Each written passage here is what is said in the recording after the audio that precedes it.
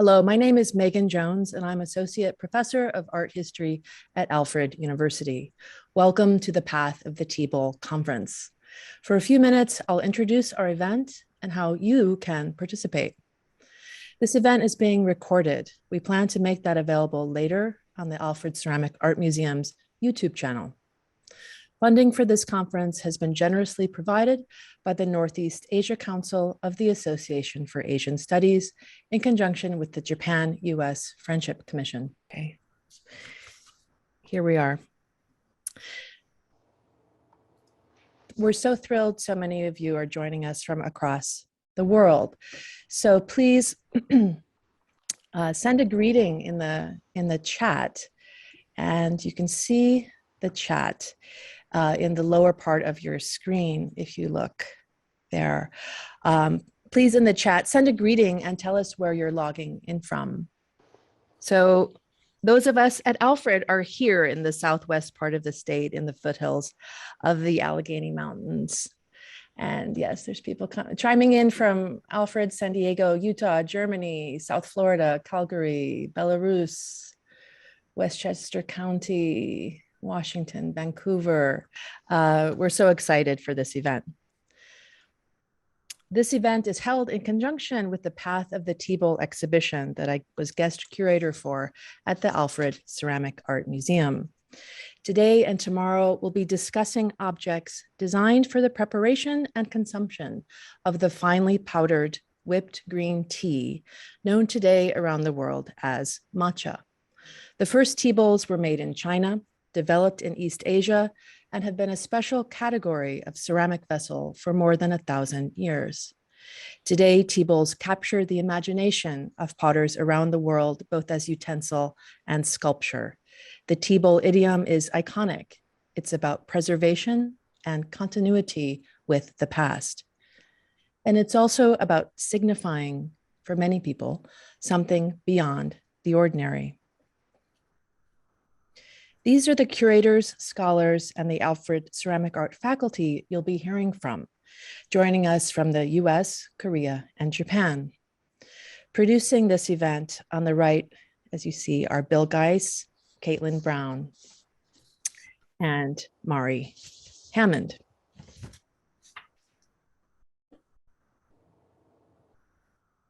Using Zoom. To communicate with others attending, click chat and type a message. If you'd like everyone to see, send it to everyone. The drop-down menu allows you to control who sees your message. To adjust the live transcript settings, click there, and it's an icon at the lower right of your screen. And then if you hover your mouse over the right part of your screen, you'll see a gray vertical bar. You can drag and use your mouse to adjust the relative size of the speaker and the slide. And so I'm going to take my slides down now. And it's my pleasure to introduce Wayne Higby, Director and Chief Curator of the Alfred Ceramic Art Museum. Over to you, Wayne. Okay, hello. Out there, here in Alfred and out there in the world, it's wonderful to have so many participants in this particular online project. This project has a history, and I just want to give you a little bit of background because it's interesting and it sort of tells you something about museum practice. But in any case, the idea of this exhibition, Path of the Teabowl, actually started in 2015, soon after I met Meghen Jones. And she arrived to take a position in art history, and we began a great conversation, which has lasted, of course, until this very moment, and has produced a lot of thinking in my mind and a lot of learning that I have been part of as a result of my association with Meghen. And in 2015, we didn't have a museum, we didn't have a building, we didn't have a gallery, we didn't have a place to mount an exhibition, but we were building it. And we opened the museum in 2016. The building, which is a fabulous new facility on the campus of Alfred, was a gift from Marlon and Ginger Miller, who were patrons and ceramic art collectors. We had a large exhibition of the Millers' collection in 2019, and that entire collection will be arriving here eventually at the museum. Amazing collection of 20th century and earlier work of global nature. So as the new director at that point, I needed to develop an exhibition schedule. So I reached out to Meghen and I said, what do you think about a Teabowl exhibition? Maybe Path of the Teabowl could be a working title. And we began a journey of conversations that, again, have been very, very productive from my point of view. And I assume from hers, I've learned a great deal. It's a combination of a sort of magic between an artist. I'm an artist. I wouldn't call myself a scholar, but I am a visual artist. And of course, Meghen, the scholar. So this has been a special treat in sort of referencing the relationship between the scholar and the artist and how we think differently and sometimes think alike. So over the time that we've been working on this, it's been a very productive association. I wanted to talk a little bit about collaboration because, of course, speaking of Meghen, speaking of the artist, speaking of the scholar, it really reminds me of this idea of collaboration. And this is fundamental, of course, to all of our work.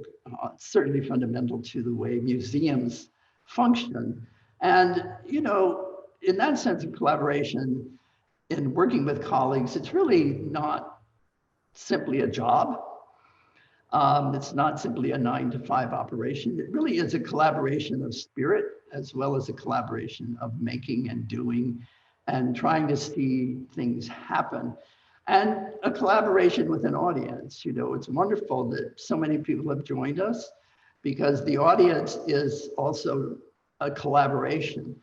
All of our work is really, just all of our work, unless we have an audience, unless we have others who really are interested in what we're trying to do. So welcome again, and I'm very pleased that so many of you have chosen to join us.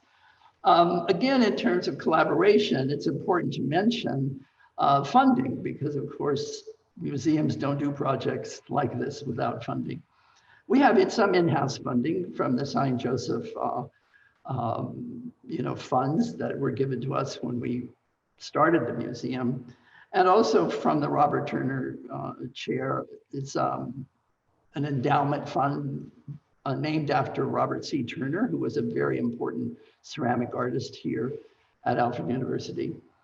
And we also received some funding from the Levine Fund. This is a special fund from the President's Office here at Alfred University that really is about Asian cultural communications with Asian cultures. And also very generous contribution to our project from the Dean, Lauren Lake, of the School of Art and Design, New York State College of Ceramics. It was very wonderful to have that contribution and to continue to work in tandem with the School of Art and Design. It's important also, of course, to mention the lenders to the exhibition because this is one of the first times that the museum has really reached out to lenders. We've had some other exhibitions that did so, but we had, in this case, actually approached museums, and under the guidance of Meghen Jones, we're able to receive pieces on loan from Carol and Jeffrey Horvitz, who are major collectors of Japanese ceramics and teabowls, and also Marlon and Ginger Miller, who have a nice collection of Japanese teabowls.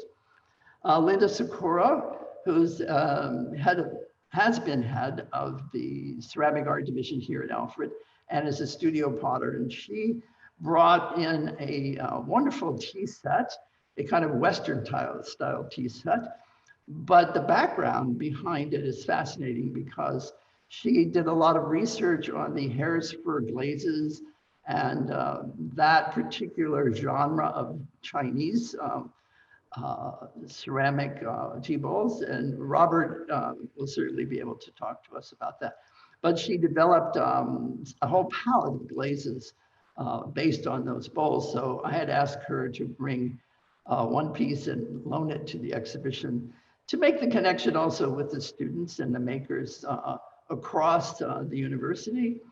Even though they may not be making tea bowls, they certainly have an opportunity to gain inspiration from what's on view here.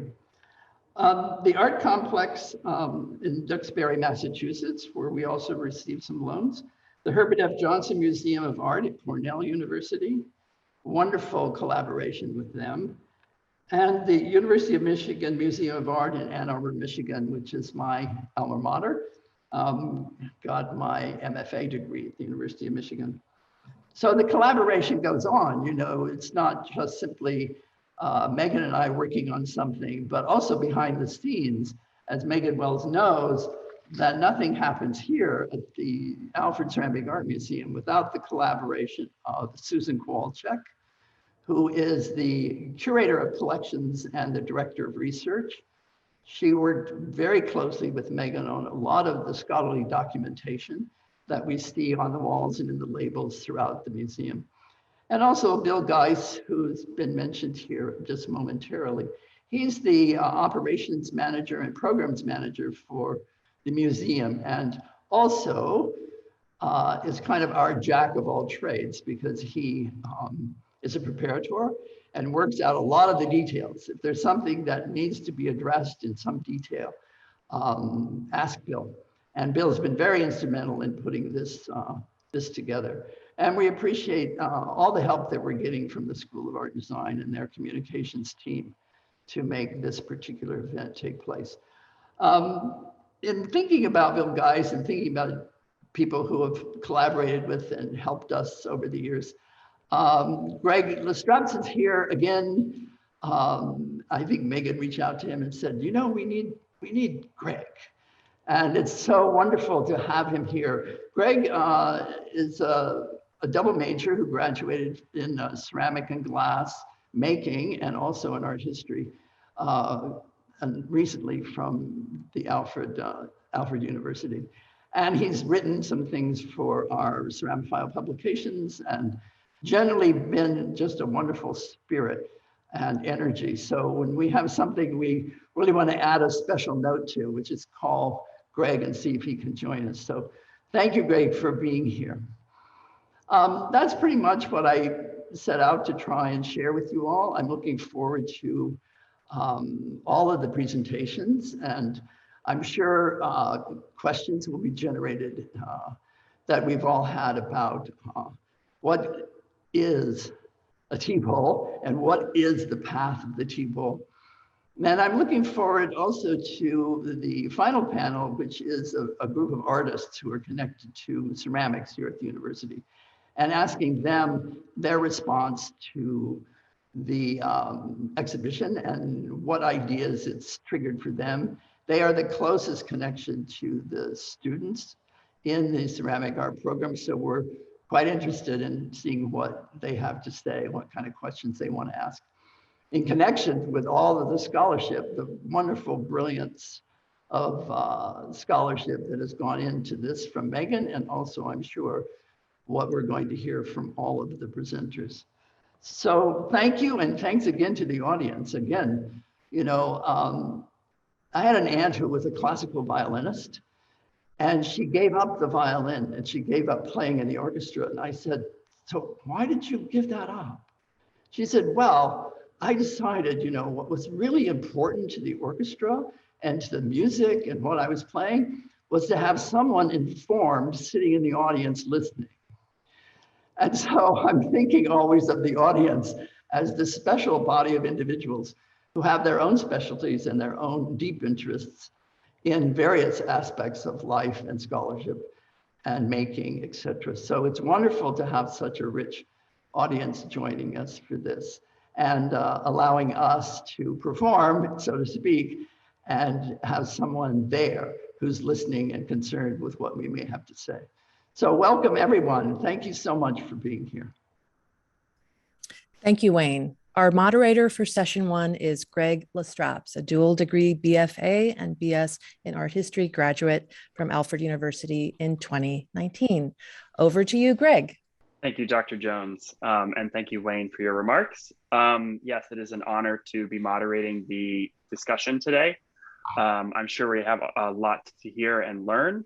A brief note, please, participants, feel free to put your questions in the chat as the talks are going on, as the thoughts occur to you, so that we can have preparation for the discussion.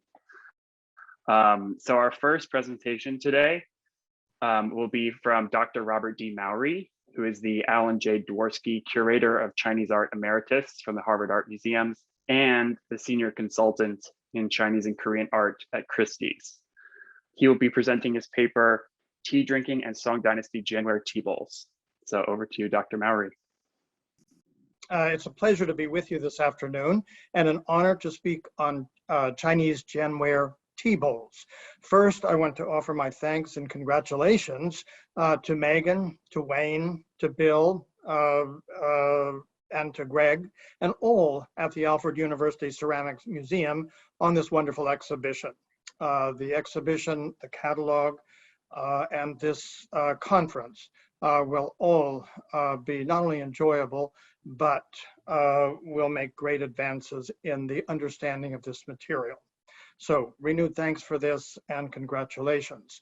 Now, like any good art historian, I have far too many slides, so let's jump right in and progress through them as rapidly as we can. Next slide, please. Okay, Gen tea bowls. Many of you know what a Gen tea bowl is. These were made in China between roughly the 10th, 11th century down to the 13th century. And in the Song-Dynasty, which is one of the great classical ages of China, this was the preferred type of ware for drinking tea. As we'll see, there were several means of preparation and different bowls were chosen for those different means. But this is a generic image, if you will, of a Gen tea bowl. So right at the beginning, you have an idea of what we're discussing. Next, please.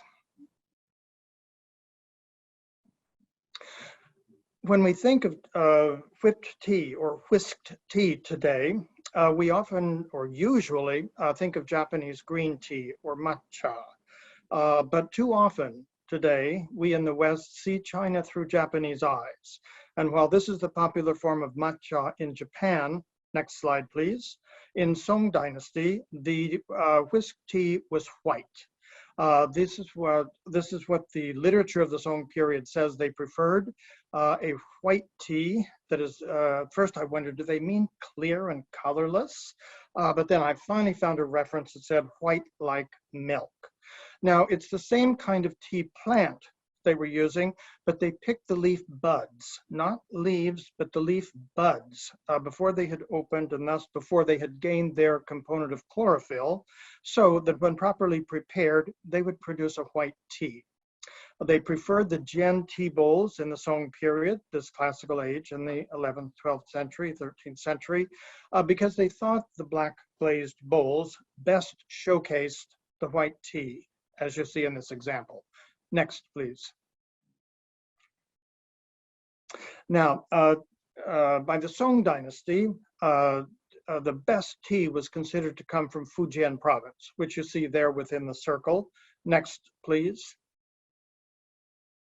And the best tea basically came from the northern half of that province. And the Gen tea bowls were produced at the northern tip of Fujian province. You can see Jianyang right below the top of that red circle.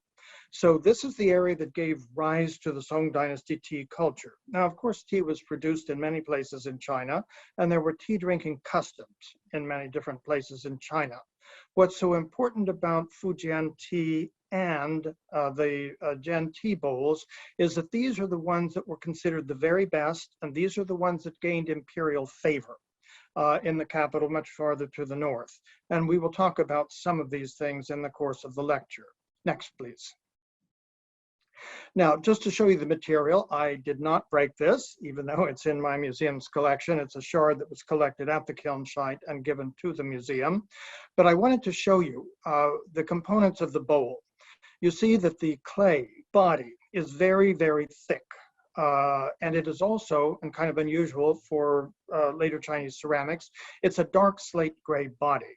The glaze is virtually paper thin, except where it pools at the floor of the vessel, as you can see in the slide. It is a dark brown glaze, so black that in reflected, so dark brown that in reflected light, it looks black. The russet or brown color that you see on the surface is just a thin, thin, thin skin over a very dark glaze. Next, please. Now, the lower portion of the bowl is never glazed, and so it looks like this. Sometimes the exposed body clay fires a color much like it looks on the inside, dark slate gray like this. Next, please. Other times it may fire kind of a liver colored reddish brown, but that's only a skin on the ceramic body. Underneath that, it's the same charcoal gray we've seen before. Next. Now, there were three basic shapes of the tea bowls.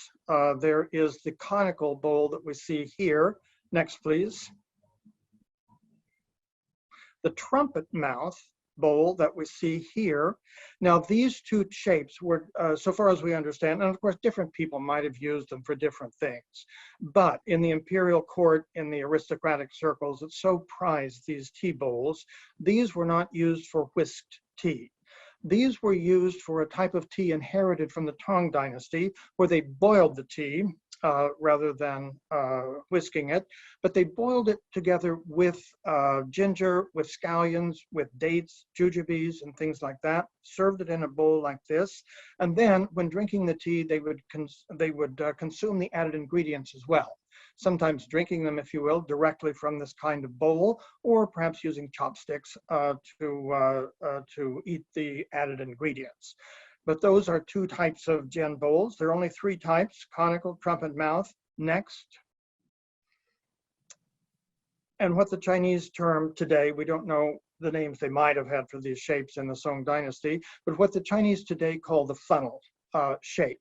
And this is the type that was used for the whisk tea.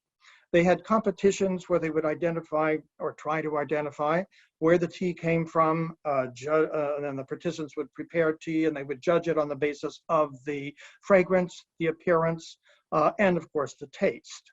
Now, the tea bowl, as you saw in the shard, has a very thick wall. They liked this type of tea bowl, not only because the white tea looked good in it, but because of the thick walls, it would keep the tea hot for longer than a thin-walled bowl of the type that was often produced at other kilns.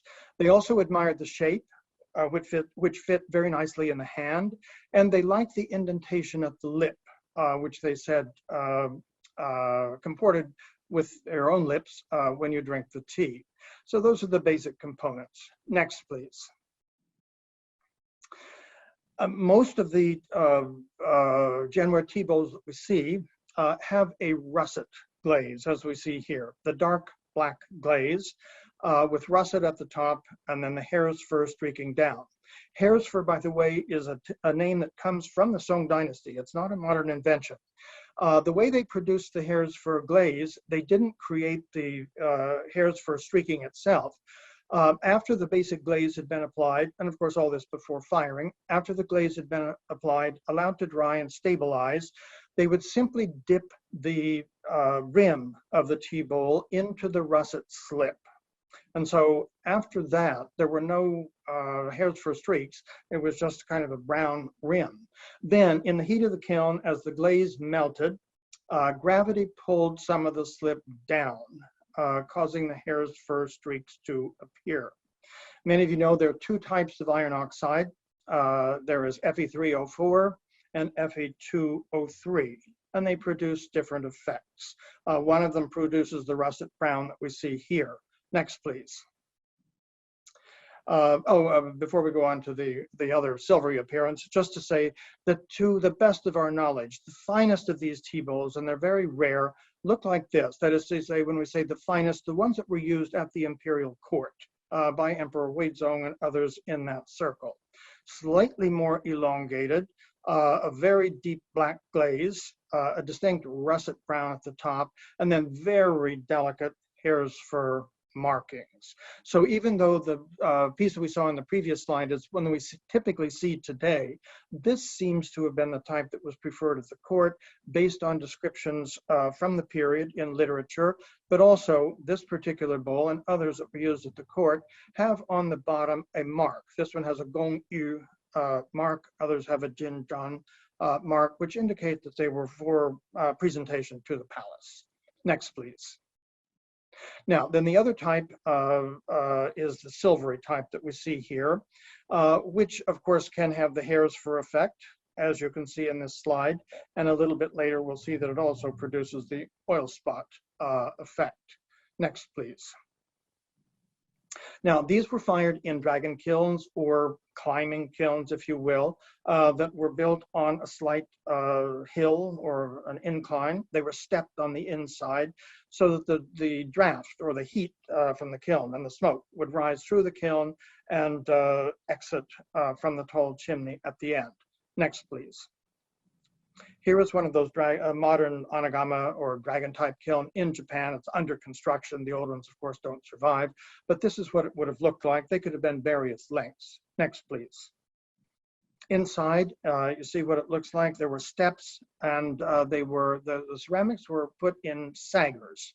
Next, please. As you can see there, and the saggers were stacked so they could fit many ceramics into the kiln. Next, please. Sometimes things went awry and the tea bowl was fused to the sagger, the whole thing left unusable. You can see the saggers are fired stoneware. They're very thick-walled. And the reason for the saggers, threefold. One, it protected the ceramic contained within from any soot, ash, or other particles that would be flowing through the kiln with the draft. Second, the thick walls protected or insulated the ceramics within the saggers from fluctuations in temperature within the kiln. You add more fuel to the fire, the heat goes up, it lessens a little bit as the flame dies down a bit. That kind of fluctuation could cause warping or other damage to the ceramic. Third, as you saw in the previous slide, these saggers could be stacked, increasing kiln efficiency. Next. Now, when we look at these, we see some of them with metal bands. These are not original. It might be a gold band, as we see here, or next, a silver band, as you see at the top of this one. These are later additions to these. They would not originally, when in use, have had a metal band at all. Now, in some cases, the gold band or the silver band, particularly if it's precious metal, was sometimes added as a crown, if you will, to mark a piece as very special, to set it apart from the ordinary. In most cases, however, the bands have been added to conceal damage to the lip. This bowl, I hate to say, but this bowl, obviously, you don't see the indentation of the lip. It was damaged, it was cut down, and the exposed body clay at the lip then has been banded with a silver band. Next, please. There are a few pieces that still have an original band. So yes, indeed, there were some original bands, but they weren't, so far as we understand, they were not there to be left on the cup when it was used, or the tea bowl when it was used. These original bands, and there are very few pieces that still have them, but a few do. You can see where that little area is lifting, that the metal, which is usually tin, not gold or silver, is usually tin, and it's very, very thin, just a little bit thicker than what we think of as aluminum foil today. You'll also notice that the band is very wide, both on the inside and the exterior. Next slide. We think that those bands are there to protect the lip from damage during shipping. Now, this is from a little bit earlier, from the 9th century, but there were these very large ceramic vessels, of which you see a few ceramics at the bottom here. Next slide, please.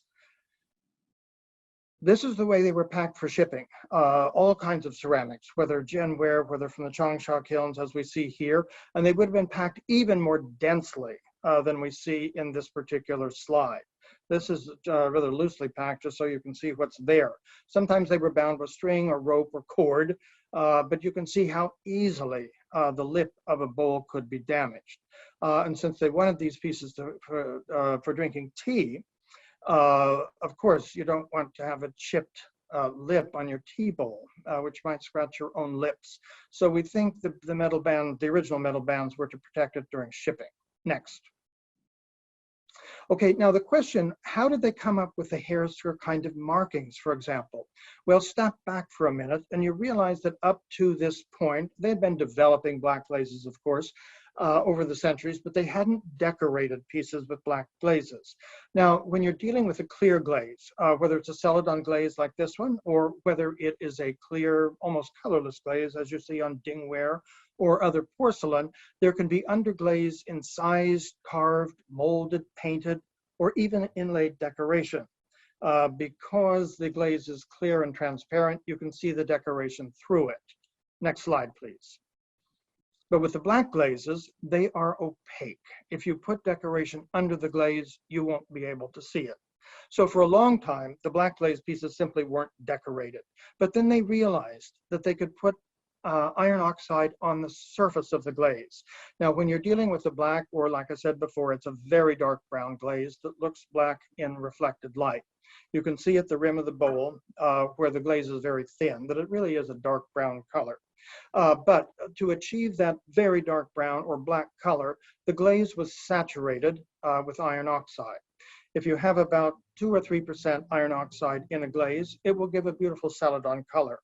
If you increase the amount of iron oxide to 5, possibly 6%, the glaze is saturated and it will yield the black color. So that celadon and black glazes really are siblings, just a varying amount of iron oxide.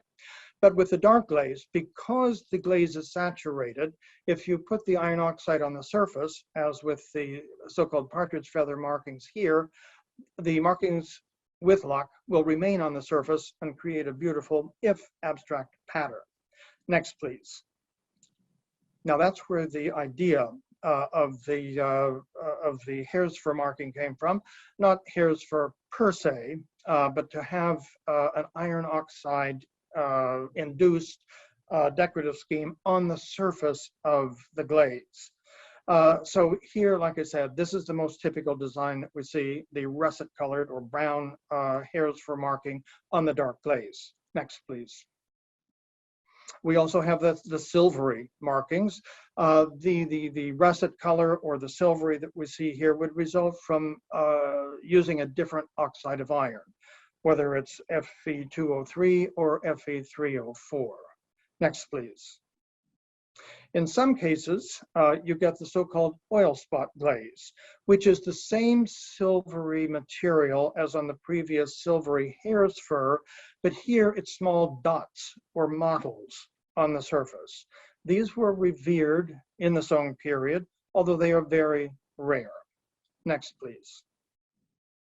Now that brings us to the last group, and there are those where the glaze is so-called yohen, which is the Japanese term, which means transformed glaze. It's the same black glaze that we see on other genware tea bowls, but instead of being russet, which you wouldn't expect here, but instead of being silvery or something like that, it has splashes of blue, excuse me. Next, please. Now you recall that in some of those funnel-shaped genware tea bowls with silvery hare's fur marking, there can be a very strong undercurrent of blue. There can also be a strong undercurrent of a reddish brown and even a yellow and touches of green. You won't see this looking in a museum gallery under incandescent or fluorescent lighting. When you put it in sunlight, suddenly this rainbow of colors might appear. Next slide, please. Now, this type of tea bowl with the yohen glaze, these are revered around the world, and rightly so. They're extraordinarily unusual, and they are extraordinarily beautiful. There are only a handful of them, They're all in Japanese collections, and many of them are registered national treasures. None are in Chinese collections. None are outside of Japan. At first, there was some concern, were they really produced at the Jian kilns? Were they really produced in China at all? But shards of this type of glaze, or shards with this type of glaze, in fact, have been uncovered in excavations at the Jian kilns. So we know that at least, but they're very few, so that we know that some of these indeed were produced at the Jian kilns. But there is a school of thought, particularly in China, that says this is not at all what was intended, that these are misfires. I won't step into the argument and give a particular point of view, but I will just say that while these are revered around the world, rightly so, for their beauty, and indeed they appear in many textbooks, including ones in the United States and Europe, that say this is the quintessential Jianware Teabowl. There's another school of thought, particularly in China, that says these are not quintessential anything, they're misfires. And the Chinese didn't particularly like them. That's why none remain in China. That's why there's so few shards, wasters, turn up at the kiln site. And indeed, Jianware is mentioned more than any other ceramic ware in the literature of the Song-Dynasty, more than Ruware, more than Dingware. And there are many different names for distinguishing different types of hairs for glaze. And we don't know exactly what all the terms mean. At the same time, there is no term, as we read Chinese from 1,000 years ago today, that suggests any kind of blue markings or anything like that. So it's a big mystery. These may be exactly what the potters intended and what the clients wanted. Other end of the scale, they might be misfires that all ended up in Japan. Next, please. Now, you could have, this has nothing to do with teabowls per se or Jianware, but you can ask, why did they disappear after the Song Dynasty, Song and Yuan Dynasty just a little bit later? One is several different factors. One is the advent of blue and white ware, introduced in the 14th century and became the ceramic ware most prized at the imperial court by the early 15th century. And once it was introduced, everyone fell in love with this, and no one really wanted the Song type ceramics, whether celadons or black-glazed wares, those kinds of things that were hiding in grandmother's attic, for example. People wanted the new ware, understandable on the one hand. In addition, the method of preparing tea changed about this time. It's coincidental, but up to this point, they've been drinking whisked tea, as we have seen, or they have been drinking boiled tea. It's about this time in the Yuan dynasty, that is to say the 14th, and then into the 15th century in the Ming dynasty, that they began steeping tea as we prepare it ourselves today, with hot water poured over tea leaves in a teapot. There was no longer a need to whisk. They were no longer producing white tea. And so there was no particular need or desire to have the dark glazed ceramics. Next, please. And then in the last two slides that I show you, what became the most important type of ceramic ware in China was not a tea bowl per se, but they passed through a period where they were using porcelain tea bowls in the 15th, beginning of the 16th century. But then there came into being the type of ware known as Yixing ware, after the name of the kilns not too far from Suzhou, where they were produced. In general, they are a low-fired stoneware, not typically glazed, but have this beautiful russet color. And these are actual teapots, not pots for wine or pots for hot water for producing whisked tea. And then there were and they tend to be small, not large teapots, but small. Next slide, please. And this is the last one. And then there were the associated Yixing ware cups. And so this became the norm in China. And the taste for dark glazed bowls, the taste for whisked tea was all left behind, preserved in Japan, but left behind in China, and is being revived today. But it was lost in China for many centuries.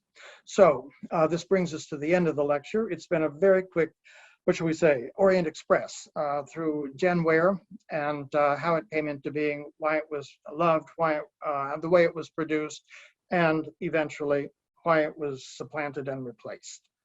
Thank you very much. Thank you, Dr. Mowry. That was fascinating. We are going to get to Philip Hu's lecture very quickly, but first, just some brief questions that were in the chat during your remarks. Andrew Mask asked whether the Gongyu rain marks at the bottom of those imperial wares were incised or applied in some other way. They're not rain marks. These are not imperial kilns. They're ceramic.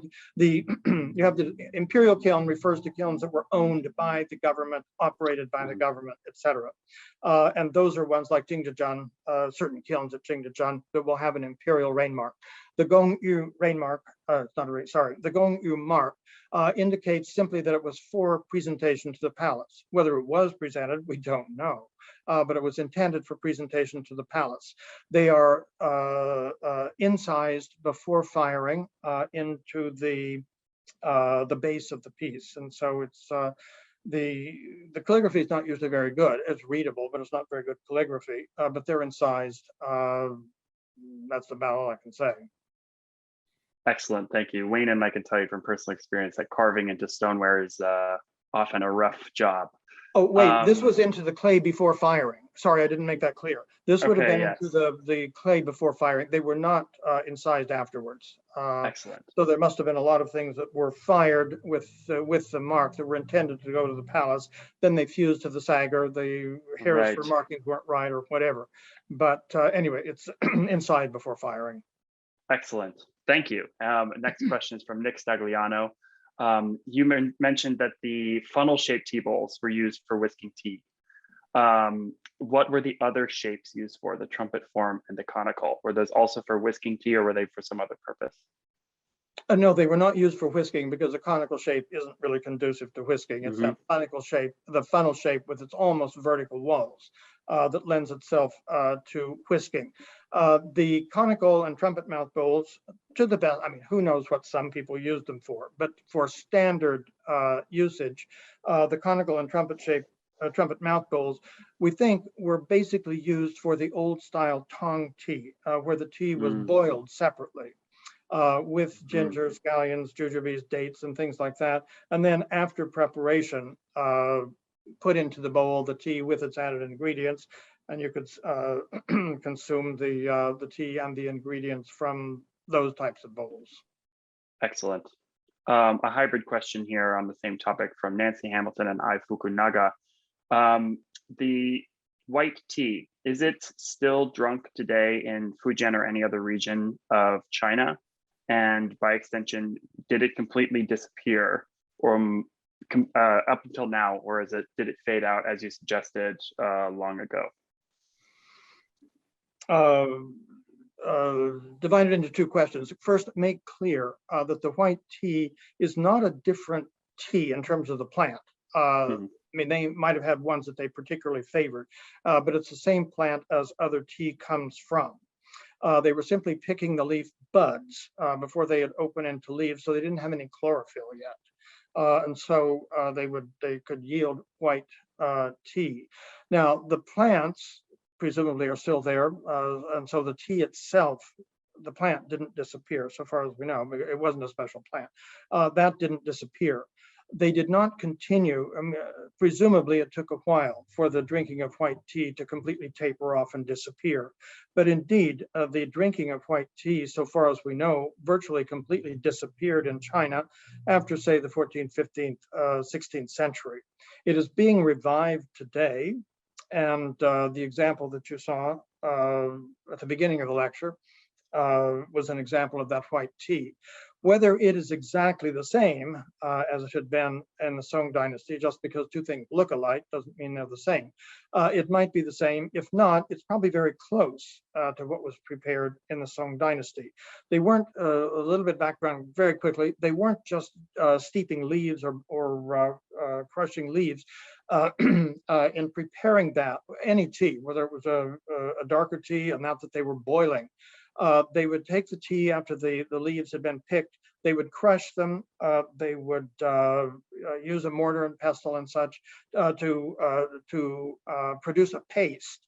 Then they would mold the paste into an ink cake, sometimes square, but typically round. When they were ready to prepare the tea, excuse me, if they were going to boil it, they would just break a piece off from the cake and put it into the vessel in which they were going to boil it. On the other hand, if they were going to produce whisk tea, then it was a much more elaborate process. They would break off a piece from the cake. They would grind it through a series of different types of grinders or mills to get it a very, very, very fine consistency. They would run it through several sieves, and at the end, they would run it, they would sift it through a fabric to get a very, very, very fine tea powder. Remember, when you make this kind of tea, a whisk tea, the powdered tea is not in solution. That is, it does not dissolve and meld with the liquid. Rather, it is in suspension. And when they had at the highest level, the imperial court, aristocratic circles and such, they had tea competitions where I mentioned before. They would try to identify the exact source of the tea, like one might have a wine tasting thing today. Try to identify where the tea came from, where the water came from, but they would also judge each other on their preparation. The appearance of the tea, the color, how long it would stay in solution. Therefore, if you want it to be exactly right, it had to be an extremely fine tea powder. And the way they would judge this was see how long does it look like tea, like it's supposed to look. But another thing, as you begin to consume it, does it leave a ring? Is there a bathtub ring? And the first one to form the ring, of course, is the loser. The next one to form the ring is the next loser, et cetera, et cetera. So that the grinding became a very, very important element of tea preparation. And all of that was basically lost. It's being revived today. You see old style tea grinders, old style tea mills on the market today, looking much like the ones in old pictures, that is in paintings and woodblock printed books, looking much as they do there. Whether they're exactly the same and whether everything is exactly the same, we don't know. It's close, and so it's being revived. Thank you so much, Dr. Mowry. What a fascinating presentation. So many images, so many excellent questions that I hope we have time to explore more in the discussion part of today. This is a live event. Greg's internet cut out briefly, so allow me, please, to briefly introduce Philip Hu, who is Curator of Asian Art at the St. Louis Art Museum. And the title of his paper is Color, Form, and Silhouette, Northern and Southern Song Tea Bowls and Related Bowl Stands from the St. Louis Art Museum. Welcome, Philip. Hi, hello everyone, and it's wonderful to be part of this program, and I want to thank Meghen and everyone else at Alfred University for inviting me to join this program. And I'm also very happy and glad to follow the lecture by Bob Mowry, from whom I've learned a lot in past years. And also, I'm very happy that Bob kind of gave you a primer on a lot of the technical aspects of ceramic making in general, but as they apply to tea bowls in particular. So I won't have to dwell on many of those more technical aspects. So today, what I just want to show you is a small selection of teaware, or what could be teaware, from the collection of the St. Louis Art Museum. We also have Jianwares, from Fujian, but since Bob has already covered those, I have completely left them out from my selection. So let's begin. Next, please. For those of you who have never been to the St. Louis Art Museum, we are a beautiful building situated in the middle of Forest Park, one of the greatest civic public parks in the United States. And this is, it's beautiful all year round. So I do encourage you all to visit. Next, please. It's beautiful by day and it's beautiful by night. So please, I hope to see you guys in the future. So next, please. In our East Asian collection, we have lots of ceramics. The largest collection is, of course, the Chinese selection of ceramics, but we also have Korean ceramics and Japanese ceramics, which I'm not showing you today except for these Chinese ones. So we do have one gallery that's devoted to showing Chinese ceramics from the Neolithic period all the way to the end of the Qing dynasty. So for students, it's a really good sort of one room, one gallery, one space experience to see the development of Chinese earthenware, through stoneware, through porcelain, and through all kinds of either undecorated or decorated kinds of ceramics, and also sculptural ceramics. We have three pillows that are on view at the center right now. That's the thematic rotation.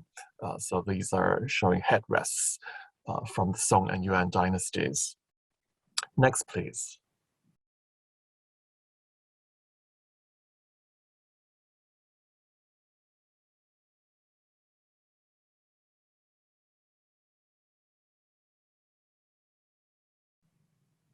So for today's talk, I will show you just a few pieces from our collection, but pieces that I feel are beautiful and emblematic of their particular wear type, but also have sort of resonances with each other, different enough for us to have a dialogue about, and also things that can raise questions as we think about, what is a teabowl and what isn't a teabowl, what could or could not be a teabowl.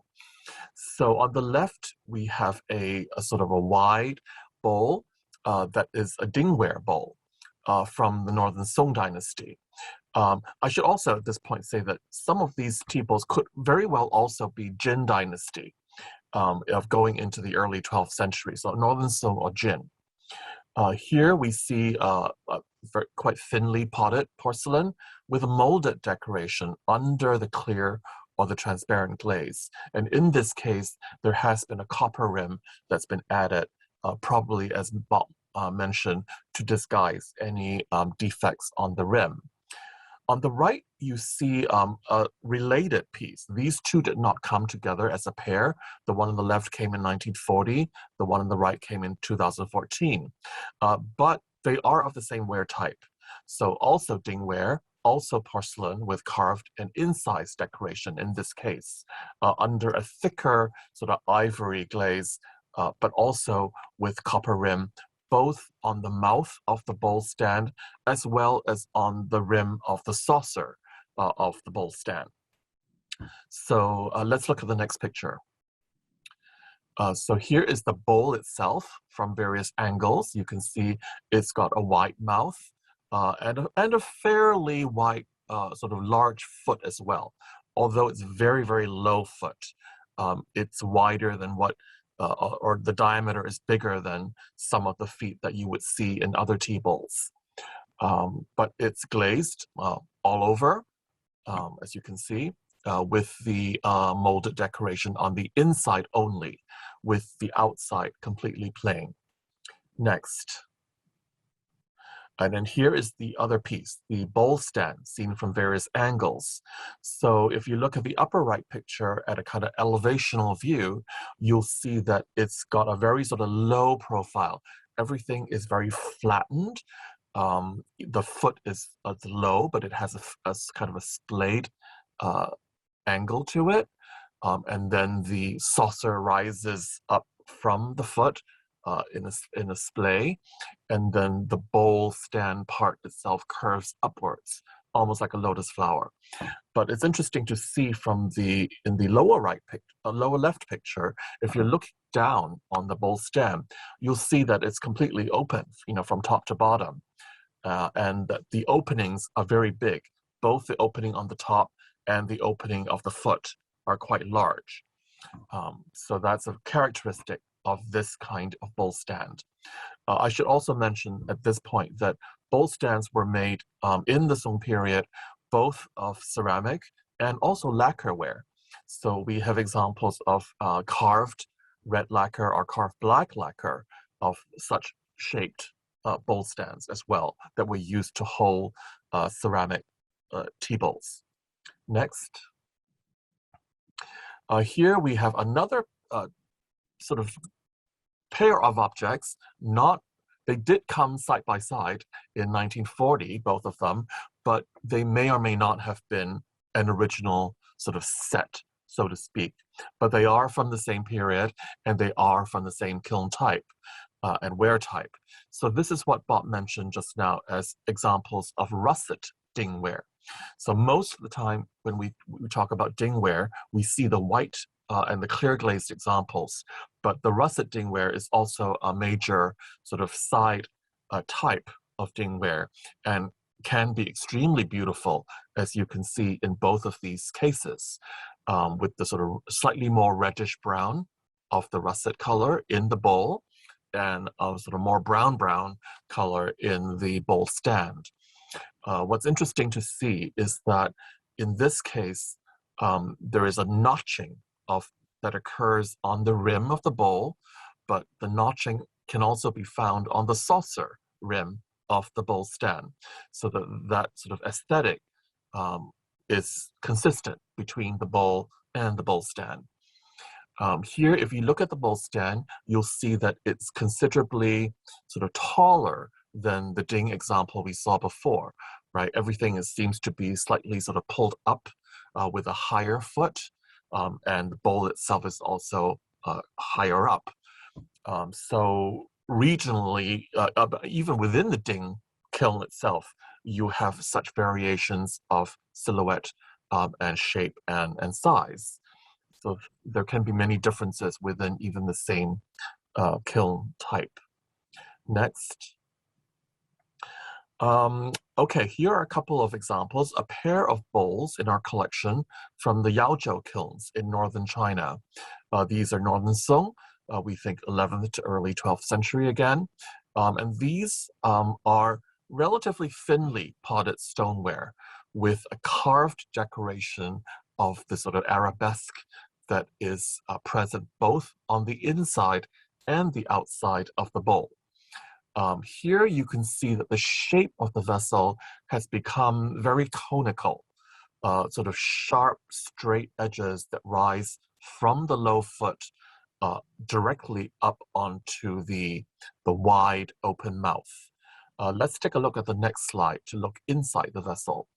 If you're looking from the top down, you'll see that the decoration virtually covers the entire interior as well as the entire exterior, except for the well at the center, where a lot of the glaze is pulled.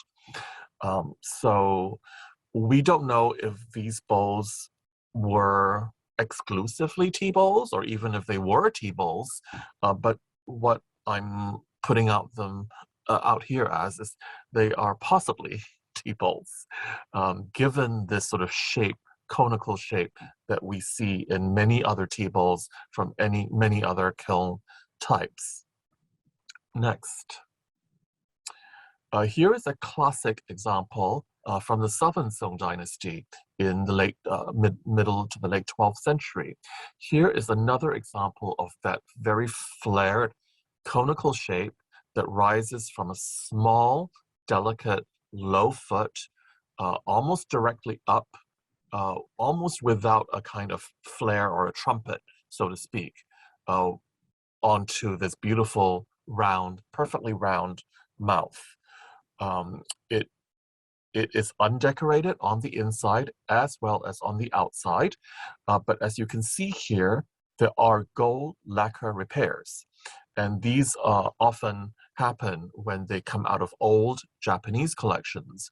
So this suggests to us that this is a piece that went from the Southern Song to Japan a very long time ago and was used in Japanese tea ceremonies, probably, but was broken at some point or chipped at the rim and infilled with this beautiful gold lacquer repair, so that although it began its life as an undecorated piece, the gold lacquer has in fact given it some modern or later decoration and is very much prized, even though it was broken and repaired.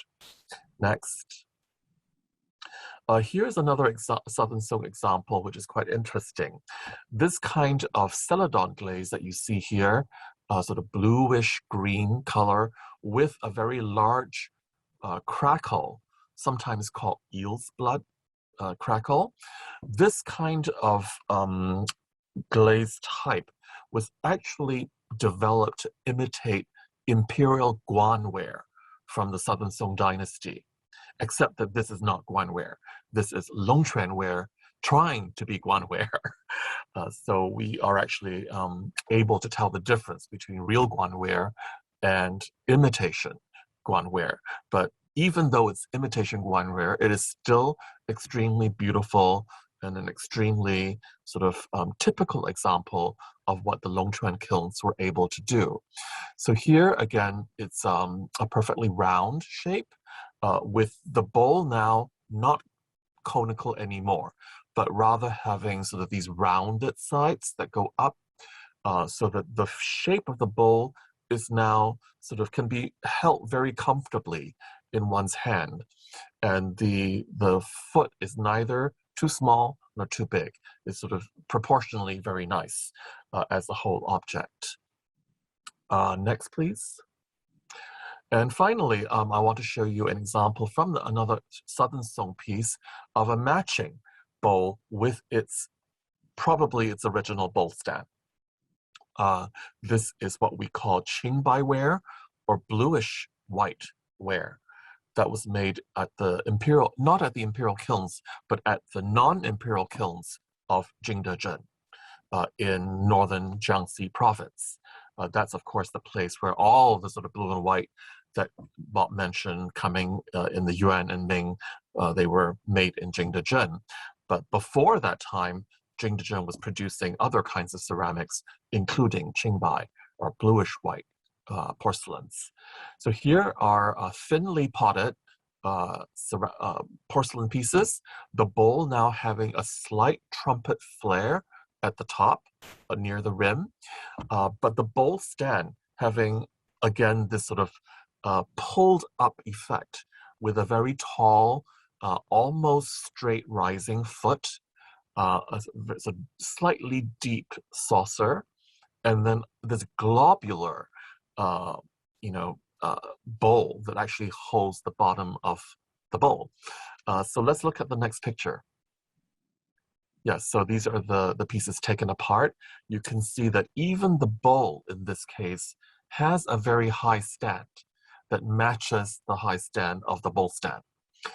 So I think in terms of the design, they really thought through this carefully, how everything would look when they were put together and used.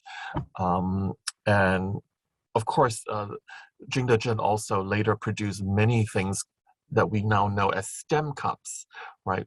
Bowls or stem bowls, bowls that have very, very tall feet, almost cylindrical, that you can hold in your hand.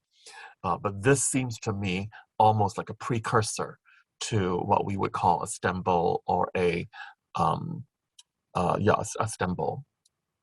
So I think that's all I have for you in terms of our small selection. I hope that these objects will, stir some questions as to what is a teabowl, what isn't a teabowl, what could be a teabowl, what could possibly not be a teabowl, and also the bowl stands, how they were used, when they were used, sometimes porcelain with porcelain, sometimes porcelain with lacquer, and so on and so forth. So next, please. I hope you'll come and see our ceramic collection. We have one of the few roux-ware pieces in the middle on the upper tier in the United States. Very beautiful dish of this sort of blue color from the Qingliangsi kilns in the northern Song. But we have many, many ceramics, bowls and otherwise, to fascinate you with. Next. Thank you very much to all of you, and I hope you'll enjoy the rest of today's program. Thank you. I don't know about you, but I definitely want to come and see your ceramics in person after that delightful display. We have a few questions, and I would encourage the audience to keep them trickling in so we can we can have a fruitful discussion here. Frank Chance asked if we know what the pigment in the russet dingware bowls is. I think I'm going to actually refer that question to Bob Mowry. Is my mic on? Yes. Oh, in all of these dark glazed wares, it's iron oxide, whether it's Fe2O3 or Fe3O4, depends on the color. If you want an authoritative answer, it depends upon scientific analysis. But iron oxide was the only coloring agent that was used in high-fired ceramics until in China, until the Yuan dynasty, that is to say, until the 13th and 14th centuries. There are very, very few coloring agents that can withstand the high temperatures of the kiln necessary to produce stoneware and mature to an attractive color. When you look at Tong 3 colorware, Tong camels, horses, and things like that, you can say, but there's a wide range of colors there. There's amber, there is green. Yes, there is, but that is low-fired ware, earthenware. When you say 800, 900 degrees centigrade. When you move into the high-fired range, it's a different theater altogether, so to speak, 1100, 1200 degrees. And in traditional times, up until the 14th century, iron oxide was the only coloring agent known that could withstand the temperature and produce a good color. So the white dingware that Philip mentioned, the reason it has an ivory tinge to it is because it has a slight bit of iron oxide in it. It was fired in a kiln that burnt coal, which caused it to turn ivory. The Qingbai ware, that is that beautiful sky blue or pale blue glaze, is also iron oxide. It's a different color because it's fired in a reducing atmosphere with wood as the fuel. The brown and black glazed wares are also iron oxide in the glaze as well as in the surface decoration. And when you move into the dark black and brown glazes, it doesn't really matter whether it's oxidation or reduction. In either atmosphere, it will turn black. Was Excellent. manganese ever used as a coloring agent? I'm sorry? Was manganese ever used? Manganese was used later. Later. Not on its own, I don't think, in Chinese ceramics. The black glazes I've mentioned with Song, whether dingware, Zhou type ware, or Jianware, whatever, comes from iron oxide. But as I've emphasized, it is a dark brown glaze, which I refer to as a black coffee brown glaze that looks black in reflected light. You don't get a true black glaze until the late Ming period, where it truly is black. And if you see a shard and look through it in transmitted light, it will be black. That comes from primarily iron oxide again, but through the addition of cobalt and manganese as well. So by the late Ming period, they're using manganese, but as a small admixture rather than as the primary coloring agent. Thank you. Thank you so much, Bob. Sure. I'm sure I would love to hear more about this in the discussion period, so we can follow up. And I have a question about ceramic chemistry in the Song Dynasty as well. But for now, Nancy Hamilton has a great question about the use of the stands in drinking tea. She asks, was the tea always presented on a stand, or was the use of the stand related to the social rank of the tea drinker? Also, regarding the whisking, do you know if the tea was whisked in the bowl on the stand or whisked separately and then placed on the stand?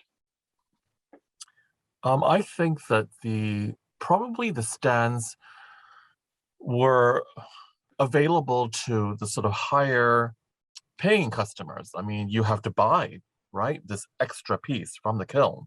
If you could afford it, then you had it. But I think if it went all the way up to the aristocratic levels, yes, most of the time you would probably want to serve your tea with the bowl stand if you had it.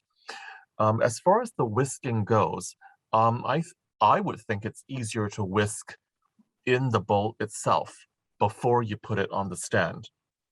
But then again, you know, with some of these bowls that have the very small, delicate feet, maybe they were slightly unstable, you know, if you were to be, you know, doing this whisking action very strongly. So perhaps they would be more sturdy if they were set into the bowl stand beforehand. So I don't know what Bob might think about this. I don't really know. One thing, we don't know exactly the answer to that question. One thing I would interject here, we refer to all of these as teabowls. We don't know that they were teabowls. The Right. ones on the cup stand or bowl stand, they may have been teabowls, but we completely leave out the idea that they were drinking wine, not grape wine. It's a generic term. It was probably something like sake, which was served warm, not hot like you would serve piping hot tea, but it was served warm.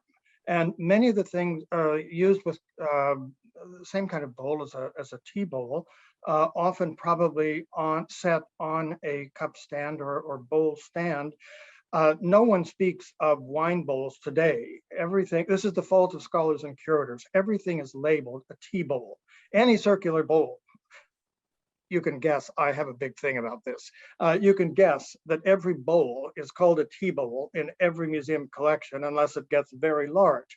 We not only do we forget about wine and the popularity of wine drinking, but we have to remember there were large feasts, not only that had platters with large dishes as they were served at table, but everyone had their rice bowl. Some of the things that are called tea bowls are certainly rice bowls. Others are simply dishes for vegetables, dishes for this, dishes for that. And yet everything gets labeled a tea bowl. I have to say this needs to be rethought. But in terms of preparing the tea, I don't think, and this is just an assumption based on what I think is practical, I don't think anyone would whisk tea with the bowl. You have to whisk it rather vigorously. No one would whisk it on a stand. If it's a bit unstable, you simply grasp it and hold it with your hand and whisk it that way. If you put it on a stand, the whole thing's going to end up broken on the floor. Right. The good old built-in stand. Yes, excellent. Thank you. Going off of stands, while we're on the subject of stands, Patricia has a question. Philip, the last image in your slide, or the last image in your presentation, showed a bowl and stand combination from the Southern Song period that had a very unfamiliar shape, unfamiliar to Patricia. Do you see this in any other ceramic work, either during the Song or the later periods? I've only seen it in this sort of Qingbai ware variety. Most of the other bowl stand types are much wider. This is the only situation where I've seen a globular receptacle for the base of the bowl. So there may be others, but I just haven't seen them. And then I Fukunaga is asking if there are any patterns or scholarly texts to suggest when lacquerware stands were used or ceramic stands were used. Is there any specific context related to deciding which one would be used in combination with a tea bowl? Well, we have Northern Song lacquer tea bowls, don't we, Bob? I mean, they do exist. And yes, there are certainly Northern Song tea bowls and associated stands. Again, yes, whether they are for wine or for tea is another matter. The cup stand or bowl stand seems to have originated in the very late Tang period, probably in silver.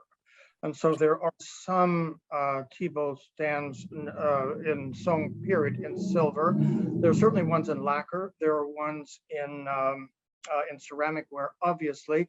There are also ones in lesser metals, shall we say. Exactly what the metal is, in many cases, probably bronze, but I would think they were used at various classes of society. And the reason for the stand, so far as I know, is because if you're dealing particularly with a bowl filled with hot tea, it has no handle. You're going to burn your hand as you hold it. I think my guess, and it's only a guess, no one knows for sure, that the cup stand probably originated and evolved as an elaborate saucer that could hold your cup of tea if you don't have a table nearby and you have to hold the thing in your hand. Like a genware tea bowl, if you have boiling water put into that bowl is going to be too hot to hold. So I think the cup stand probably evolved as a very practical kind of saucer. In addition, you can put your little sweetmeats and cookies on the saucer part of the cup stand. and have everything combined right there. Anyway, it's speculation. But in many cases, when we're trying to figure out what these things are, we too often think of ritual and aesthetics only. We must consider the practical aspect. Also that some are for wine, some are for food, and not everything labeled a teabowl. When you go to a museum, ask yourself, is that really a teabowl? Maybe. Yes, and I also think that we But need to go back. Philip himself raised this question of we so often call things tea bowls, many more of which probably were not. But Philip, I interrupt. And I do think that we do, like, as you mentioned, need to go back to the Tang-Dynasty and to also look at metalware vessels used for food and drink. Very important. Because many of these shapes are derived from metal shapes. That's right. There are certain bowl forms that are sort of not as natural, for ceramic forms, but they were very natural for metal forms, right? Flat sheets that are easily hammered together, whereas ceramic things tend to be round or round. And of course, the Tang Dynasty, particularly the late 7th and 8th centuries, were the high point of silver and gold work in China. Yes. So that many new forms came into being at that time, and then were picked up one way or another, or continued or picked up in the Song. Yes, so for example, the Famen Temple gold and silver vessels for tea and other, kinds of wares are important to look at in the context of all of what we're talking about. Absolutely. Very true. This is something that we should definitely pick up in the discussion section, because I think drawing this thread more clearly for the attendees is of paramount importance. But first, Ellen Avril is our last presenter. It is truly a pleasure to introduce Ellen Avril. She is the Chief Curator and the Judith H. Stoikov Curator of Asian Art at the Herbert F. Johnson Museum of Art at Cornell University. And her paper is titled Poetry, Painting, and Informal Tea, Two Collaborative Tea Bowls in the Modern Period. Ellen, why don't you take it away? Thank you, Greg. I'm going to talk about two tea bowls that belong to the Herbert F. Johnson Museum of Art and are in the exhibition Path of the Tea Bowl. They're both what the Japanese call gasaku, which means they were made as collaborative works. On the left, we have a tea bowl made by the Kyoto potter Heian Isao, and it was decorated by the nun poet Otagaki Rengetsu, who elegantly calligraphed one of her own poems on the surface. At the right, a tea bowl made by Kyoto potter Tomioka Haruko was boldly painted and inscribed by her husband, the famous literati painter Tomioka Tessai. Examined in the context of Bunjin culture, Bunjin meaning literati culture, and tracing their roots back to Korean ceramics imported for Chanoyu, these two bowls reflect artistic self-expression and informal tea practices in the Meiji and Taisho periods. Next.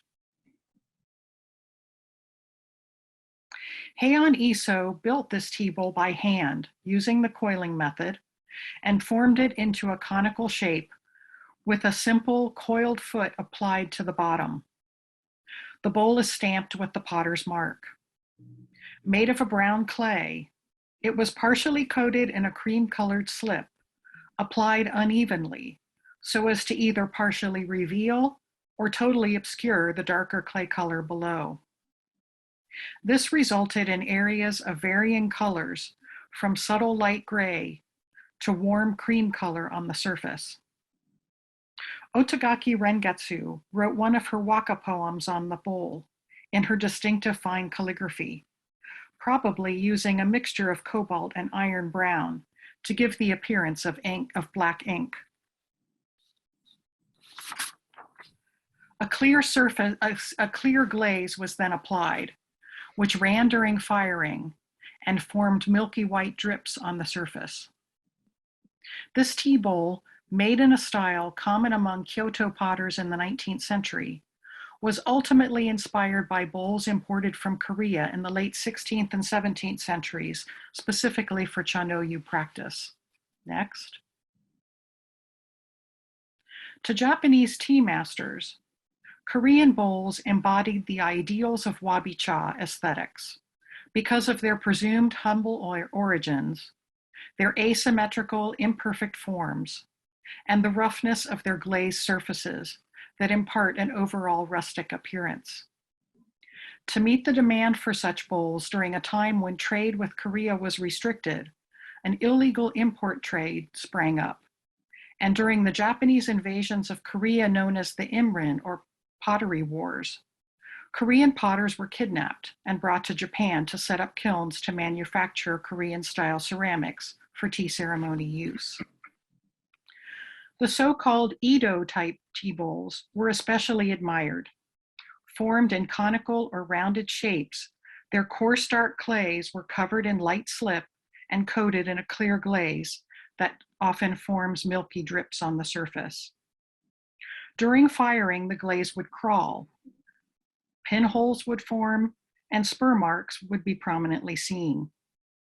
One indication that the Edo, or well-shaped chawan, shown at the top of this slide, was made to order for tea ceremony use and was not a repurposed food bowl, is that it has the charamari, or tea well, in its interior. Next. The nun, poet, painter, and potter Otagaki Rengetsu, thought to have been the love child of a samurai and a geisha or courtesan, was adopted by the Otagaki family shortly after she was born. In her youth, up until the age of 17, she served as an attendant for the Matsudaira family at their castle in Kameoka, near Kyoto. There she received an education that emphasized learning various arts considered appropriate for a young woman, including waka poetry and chanoyu. Her early adult life, however, was marked by tragic personal loss. By the age of 33, she had been widowed, and none of her 5 children had survived childhood. Her adoptive father was associated with the Pure Land Buddhist temple Chionin in Kyoto, and she moved there to become a nun, taking the name Rengetsu, meaning lotus moon.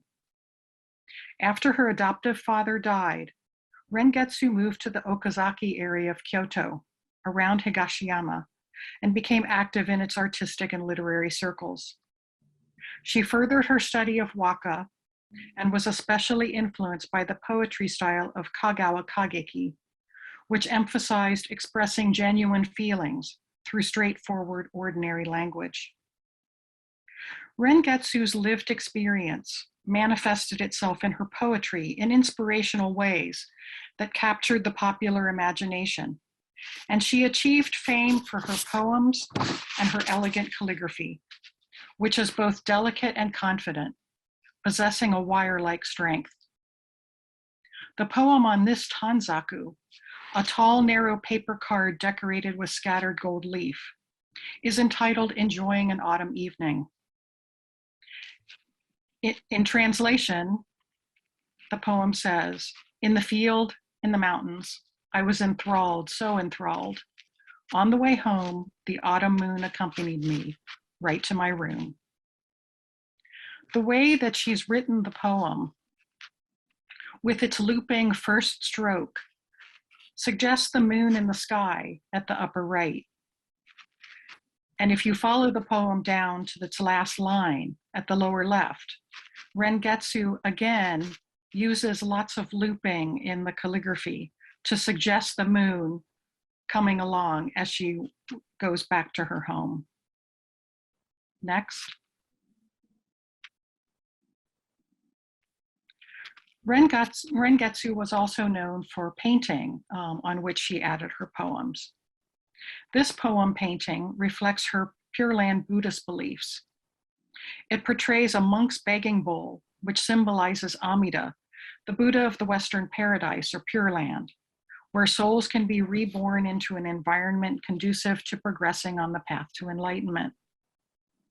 Pure Land Buddhism offered the possibility of salvation from the cycle of rebirths to anyone who would recite the Amida Nembutsu, or chant, and upon death they would be reborn into his paradise.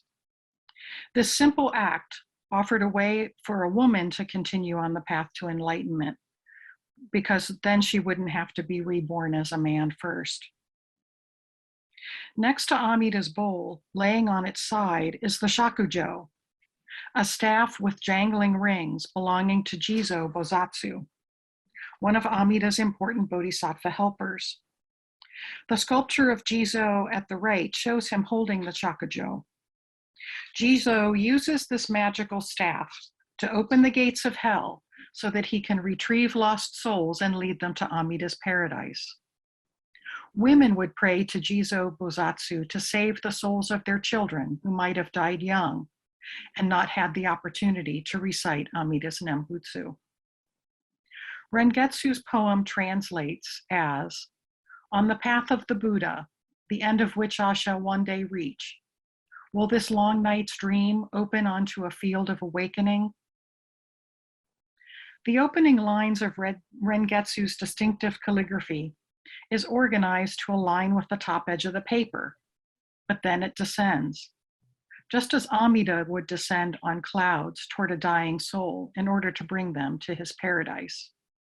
And on the left, you see an Amida Raigo painting, which shows Amida descending to welcome a dying soul into his paradise. Next slide. Rengetsu was a prolific potter herself, making simple pinched pots and hand-built vessels onto which she incised her poems. The majority of her tea wares were made for sencha, steep tea, such as the set of 5 cups shown here. They were formed by first pressing the clay into lotus leaf pattern molds, then incising them with the poems and dipping them into the glaze. Rengetsu made bottles and cups for sake, as well as a variety of other objects and vessels, such as this nearly 3-foot-long hanging vase in the form of a cucumber that is inscribed with a playful poem.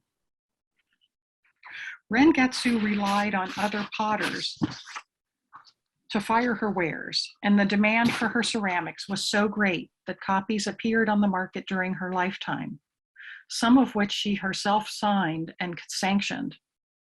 She seems to have been the most popular potter who made so-called nunware, made by other women who had taken the tonsure, such as widows of raku ceramic artists. Next slide. Back to the Johnson Museum bowl that's in the exhibition. It has a poem on it, and you're seeing 4 views of it so that we can see the entire poem. It translates, "In the future, happiness and long life, 2 sprouting leaves to grow 1,000 years.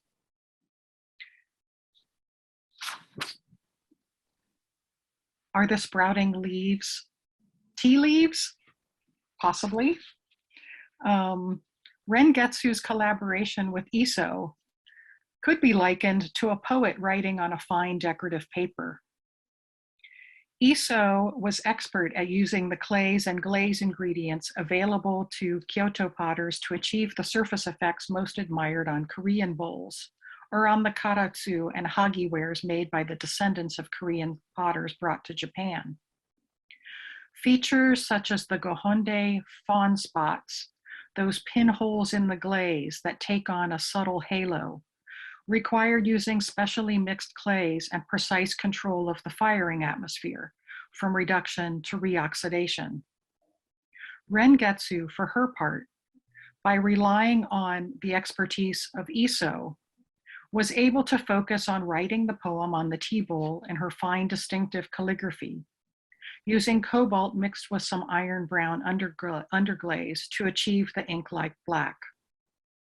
Here, the subtle patterns of color and textures of Iso's bowl provides a background reminiscent of clouds and mist for Rengetsu's elegant calligraphy to float on.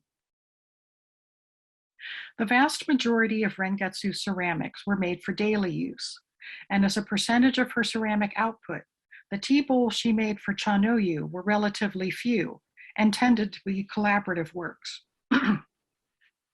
Even so, they reflect her own personal approach and self-expression and do not strictly subscribe to the standard taste set forth by tea masters.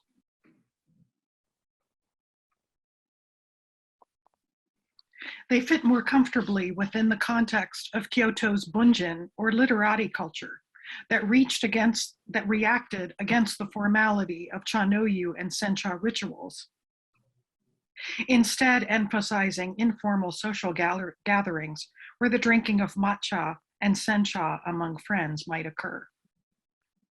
Next slide.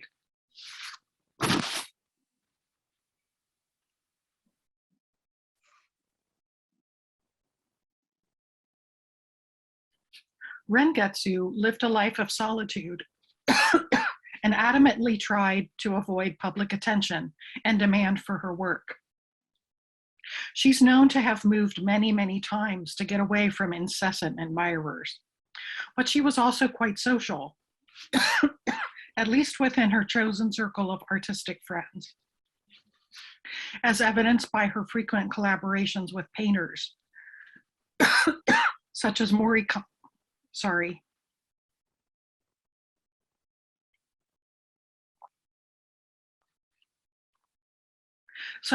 Kansai, Kishi Chikuden, the priest painter Geshin, Tomioka Tessai, and others. There was an especially close relationship with Tessai, who as a teenager became her live-in assistant, helping her with pottery production by bringing clay to her studio and taking her completed pots to the Awata kiln in eastern Kyoto for firing. Later, as Tessai was pursuing his painting practice, Rengetsu became an important mentor to him, and their many poetry painting collaborations launched his career.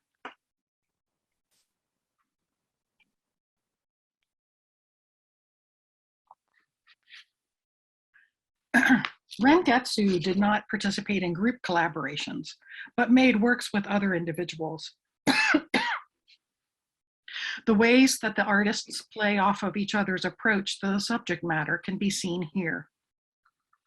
In the painting and poem on the left, you can see that the very thin, wispy grasses that are kind of blowing in a light breeze are echoed in the way that Rengetsu has slightly slanted her calligraphy, which is normally very, very straight.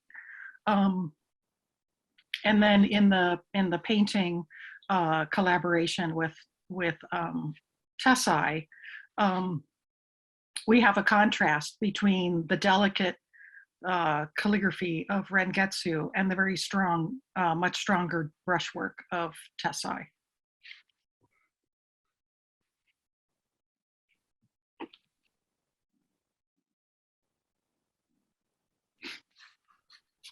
Tomioka Tessai was born with hearing problems, and so his family directed him towards studies rather than a merchant career.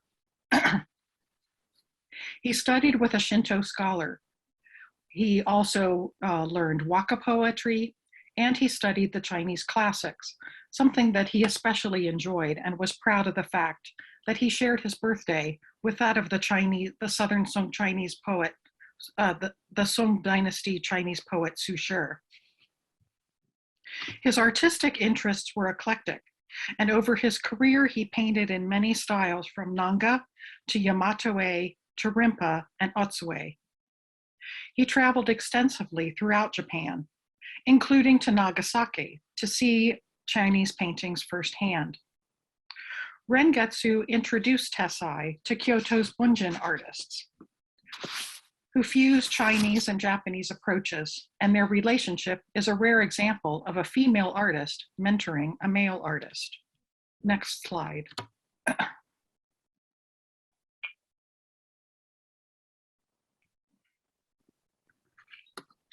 Surely Rengetsu's influence had an impact on the ways that Tessai himself collaborated with other artists.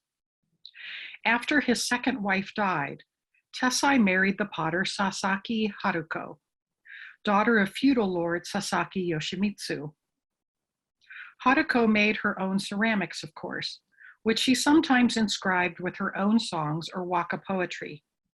But later in life, the Tomiokas together made teawares and bowls, such as the Sensha teapot seen here, or the bowl below. Haruko made the ceramics, and Tessai painted or calligraphed the decoration in underglazed blue in his bold brush style. Next slide. Tessai also collaborated with other potters. This bowl, with its decoration of orchid and mushroom, is a joint effort of Kyoto potter Kiyomizu Rokubei IV and Tessai. Rokubei specialized in sencha wares, and this bowl was made for serving food. The image of the orchid is associated with scholars, and the mushroom is a food that was believed to contribute to longevity. Here, the use of iron brown was probably mixed with a little bit of cobalt to create the black ink-like color of the painted and calligraphed designs. And this bowl is particularly lovely for the fact that it really looks like ink on a creamy paper, and captures all the subtleties of the thinner and thicker strokes. Next slide. The Johnson Museum's Teabowl with design of pine tree and Mount Fuji was made by the Tomiokas in 1918. This is in the path of the exhibition, path of the Teabowl exhibition. Painted and calligraphed in iron brown, also probably mixed with a little cobalt, the resulting color is that of a rich ink against the opaque creamy glaze. The shape of Haruko's bowl enhances the expressiveness of Tessai's painting and calligraphy, and vice versa. It was made during the last decade of Tessai's life, considered the high point of his creativity and long career. The tree and mountain are done in his boneless style of vigorous brushwork, the textures of the tree's trunk and branches conveyed through extraordinary control of the brush.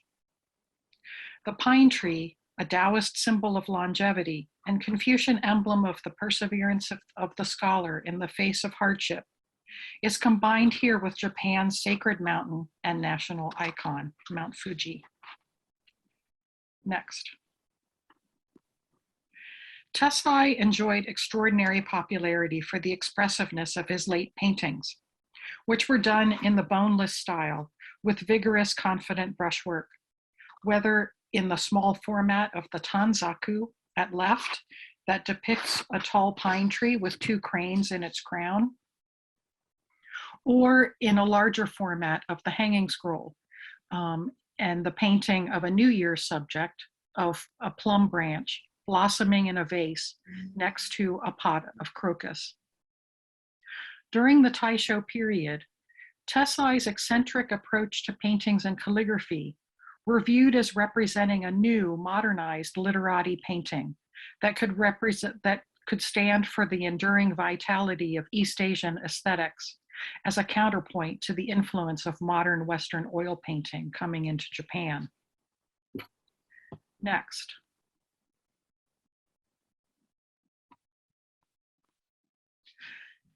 In the exhibition, the Tomioka's Teabowl is on display with this beautiful Teabowl by Seifu Yohei. And I really like this, this juxtaposition. In 1893, Seifu Yohei III was celebrated for his interpretations of Chinese historical ceramics used in the tea ceremony. And because of this, he was named the first ceramicist to be appointed as an artist to the imperial household. This title required his works to reflect Japanese culture. And here the tea bowl's decoration is executed in beautifully refined brushwork.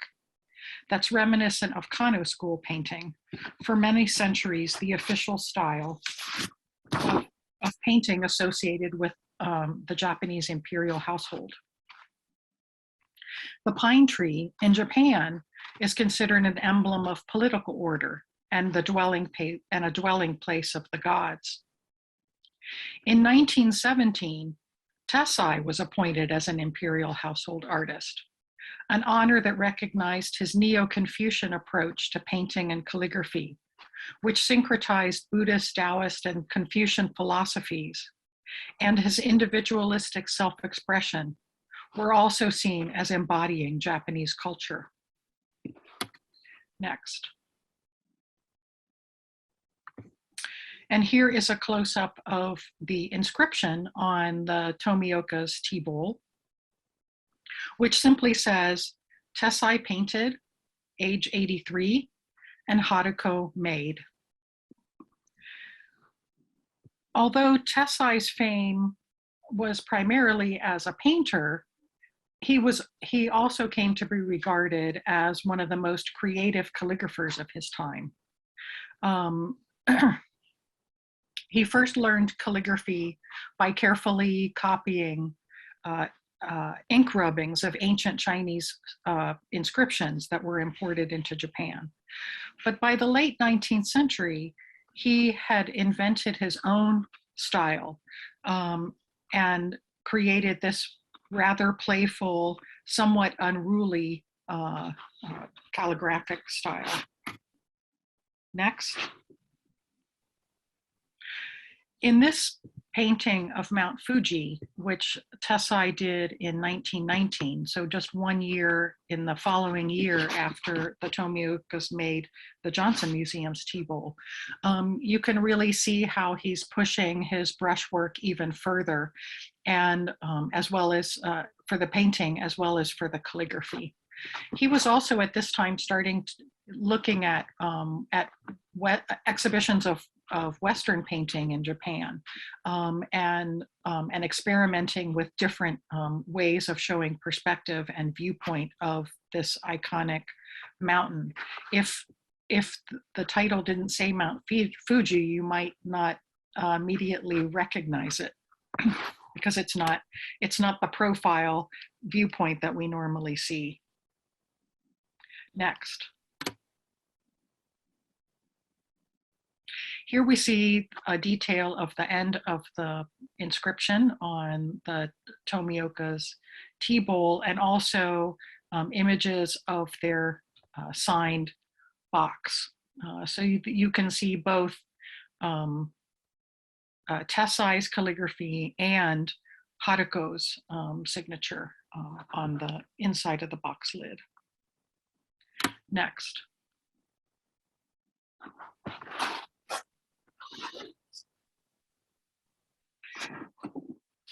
Finally, Rengetsu's pottery making and decorating was an integral part of her overall artistic practice of poetic self-expression.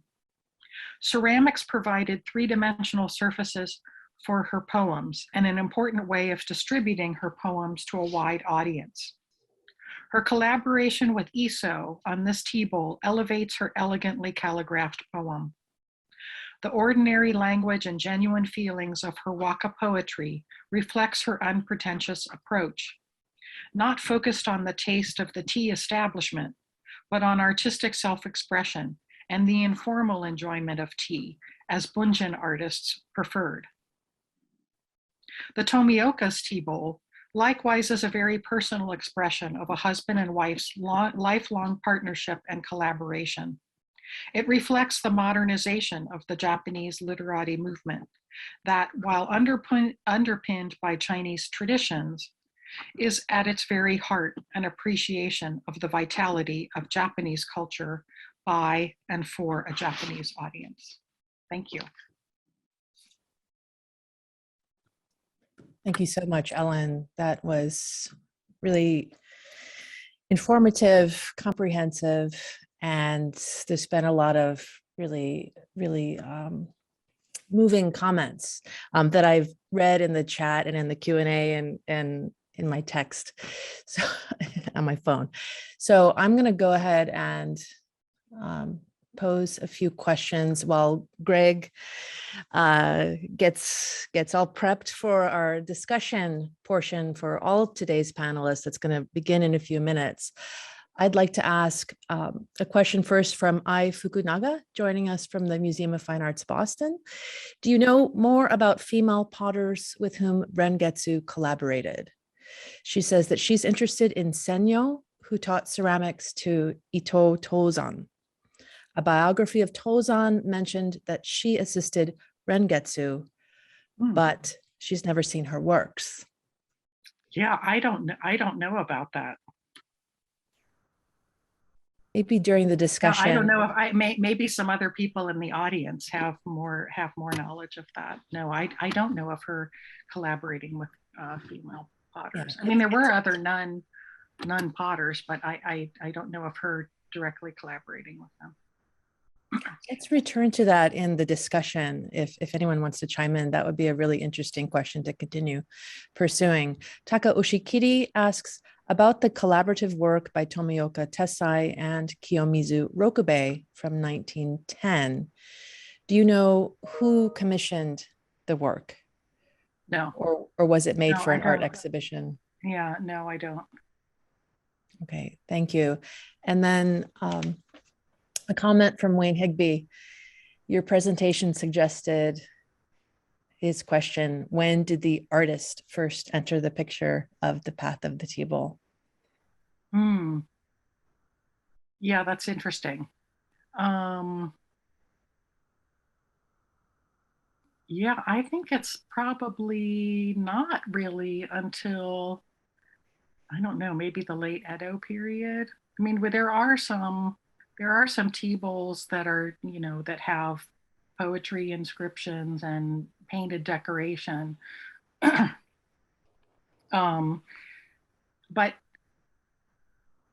it's true that that these artists are, some of the first ones who are really, treating these as a, as a part of their overall artistic production. As primarily painters or poets themselves. I would interject that one has to distinguish what you mean by artist, whether you mean artist collaborating on making a painting, or whether you mean an artist who is also a painter and also makes ceramics or lacquers. One thinks of Honami Koetsu, for example, from earlier period in Edo, Japan, who didn't paint on his tea bowls, but his very famous tea bowl called Mount Fuji, which is one of two Japanese-made tea bowls that are considered national treasures. He suggests the snow-covered summit of Mount Fuji by having a band of white across the top, and then the lower portion of the tea bowl is gray. So it's not pictorial per se, but it's suggestive.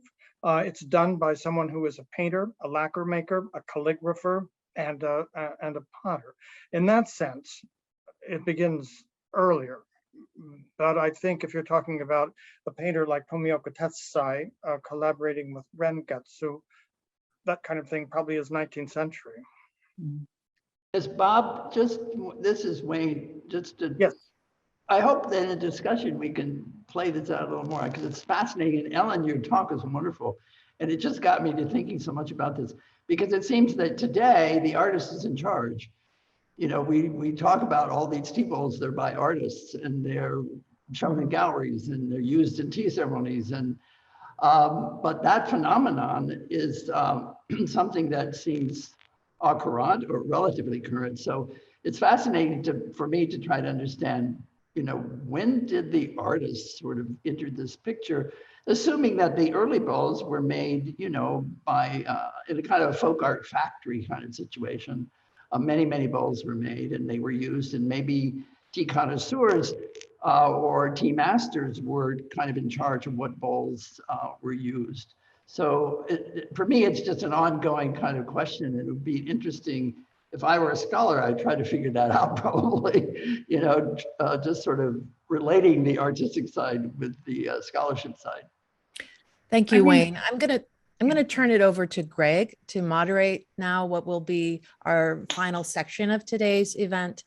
It's 2:54 p.m. Eastern Standard Time now, and we'll have a discussion until 3:30. There are so many interesting questions. We'll try to respond to them as quickly and succinctly. By we, I mean the presenters will respond to them succinctly. And I'm going to turn it over to Greg at the spotlight, and I'm going to remove myself. Thank you, Meghen. Yes, so it seems that we're all chomping at the bit to get to unpack some of this. So thank you, Ellen, for bringing Japan into the picture. And I think everyone really appreciated the marked contrast between the examples from Dr. Mowry and Philip's talks, and then your examples from Japan.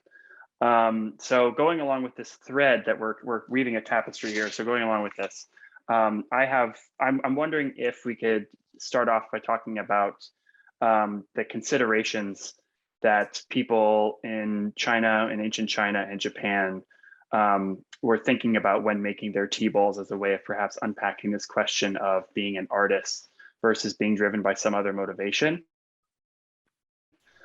So, you know, Ellen, you kind of laid out a kind of almost introspective and contemplative approach, whereas I suspect that Dr. Mowry and Philip would say that there are other influences in the Chinese practice. So perhaps we could start there and discuss what people were thinking about, what the artisans were thinking about when making their works. Well, of course, the Chinese kiln, it was not an individual artist devoting his life to making one piece. These were large manufactories. They were commercial. The bottom line, well, there were two bottom lines. One, a fine product. Two, a profit, because they were commercial manufactories. Now, they were assembly line production. Chinese had employed assembly line type production, perhaps since Neolithic times, we don't know, but certainly in the casting of the ancient Chinese bronze vessels from the Song-Dynasty, we're saying 1500 BC. It was a highly specialized labor force with a great division of labor. So in making ceramics, traditionally from earliest times, right down through Song, Yuan, Ming, and Qing dynasty, there were those who prepared the clay, washing it, cleansing it, purifying it, etc. There were those who shaped the basic piece. Someone else cut the foot ring. Someone else painted the principal decorative motif, if it's with painted porcelain with blue and white decoration.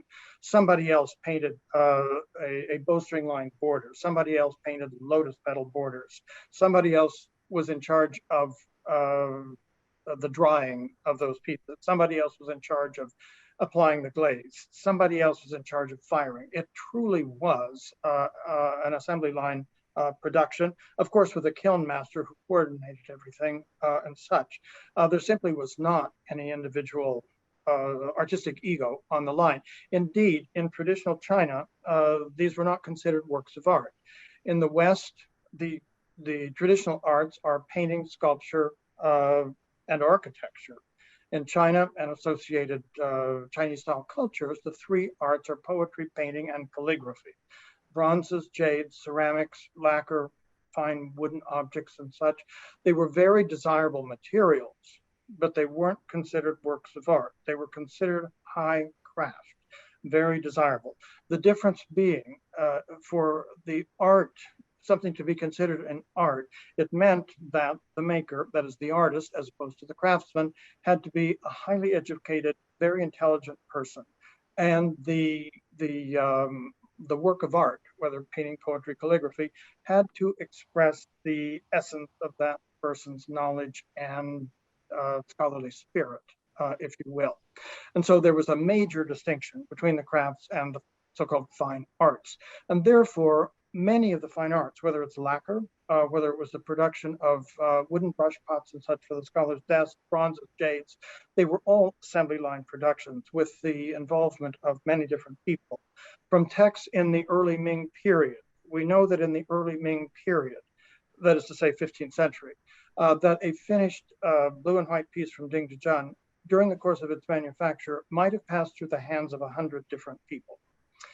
Now, in China, we do get artistic involvement, if you will, with the Yixing ware, the type that I showed right at the end of my lecture that would come to be the standard teaware for what the Japanese would call sencha, that is steeped tea.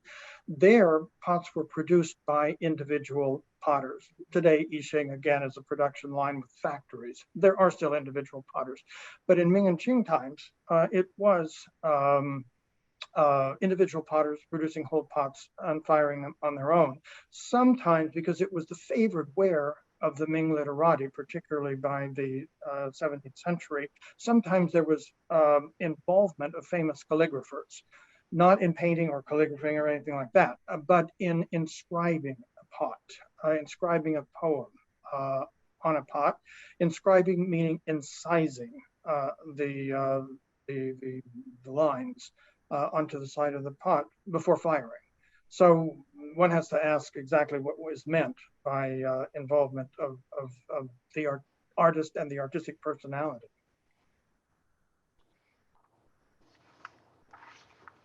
Philip. Excellent. Yeah, would either of you care to chime in to add anything to Bob's remarks? Philip, you're muted. I think Bob is right, because Okay. really up until the time of the Yixing potters, we really don't have signed pieces by individual Not at all. potters.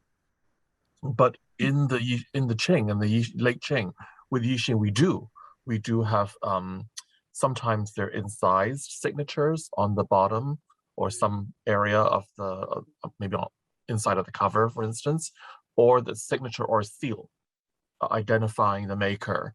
Or at least the person that designed it, if not the person that actually fired the pot, certainly the person that was conceptually behind the design of the Yixing teapot. Also, so, yes, also with Dehua ware, the so-called blanc de Chine. yes, You do have individual makers. To some extent, it is a commercial manufactory, but not on the scale of the kilns at Jingdezhen. And so right. you don't get so much signatures, but you do get seal of a famous Dehua artist, whether that is the kiln master or the designer. We're never quite sure, but there is something of an artistic personality in both, definitely in Yixing ware, to some extent in Dehua ware. Right. I just wanted to say that thanks, Ellen, for your wonderful talk. In the St. Louis Art Museum, we also have a bowl that was made by Heian Iso with a poetic inscription by Rengetsu. So I'd like to now read the poem on our piece, just as a kind of genuflection against yours. So on our piece, the inscription translates as, "A fierce night storm, the world snowed in. I must rise to kindle the firewood here in Shigaraki village." Nice. Beautiful. I believe we have a guest that will join us on camera to ask her question. Natsu Oyobe, please make yourself known. Hi, thank you everyone. For wonderful talks. I guess my question is to, Bob and maybe Philip as well. So,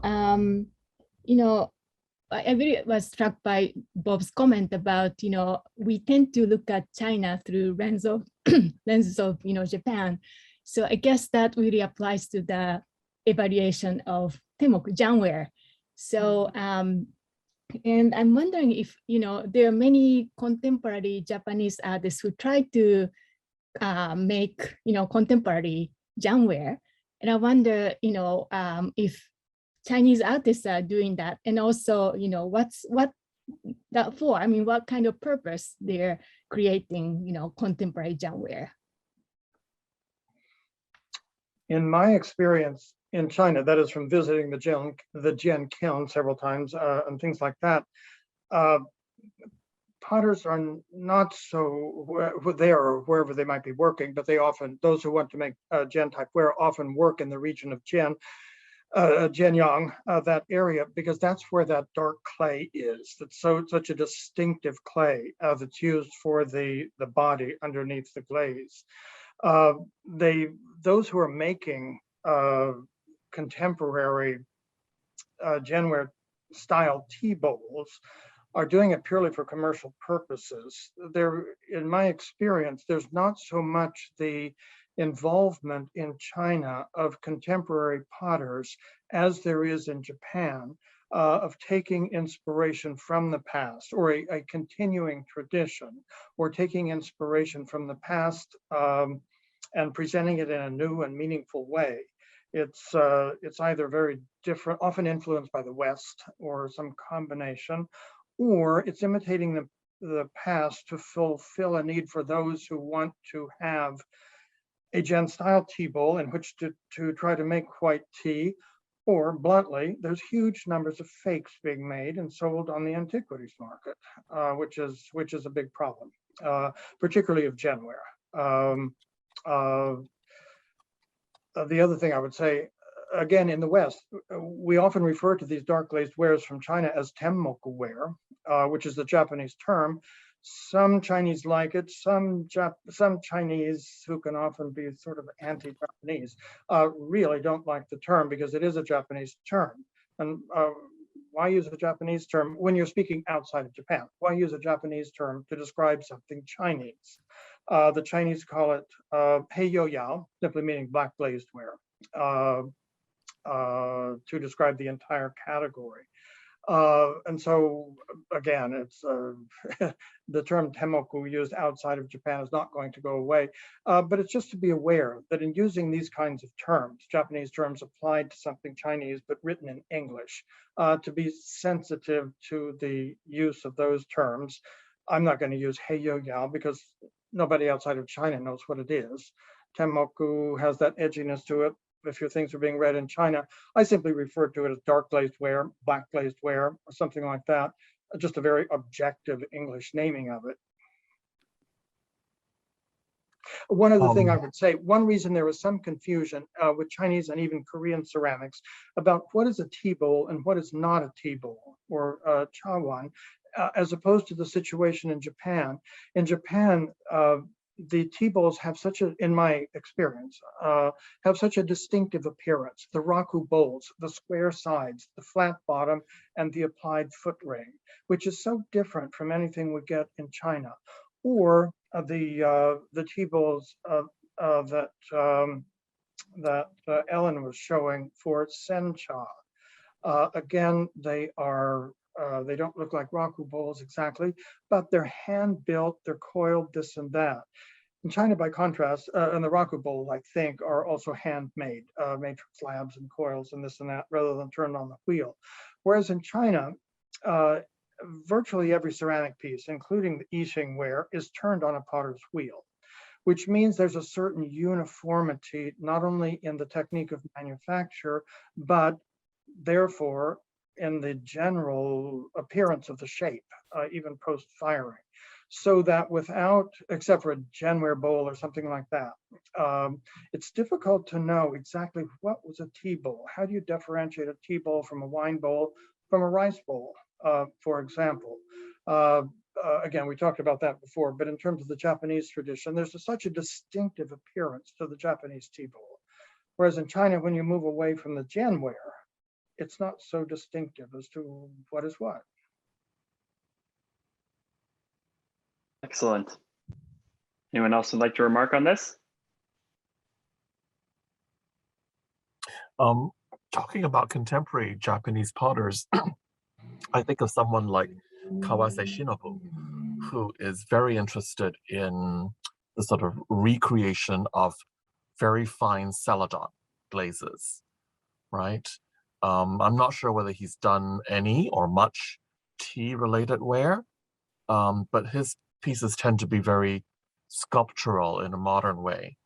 So although he's using or aspiring to a technique that is originally a Chinese, technique and color and glaze, I think he's interpreting it in very different and modern and distinctively Japanese ways. but I'm not sure how this relates to tea or not. Ellen, do you have any examples from the Johnson Museum collection that might be relevant here?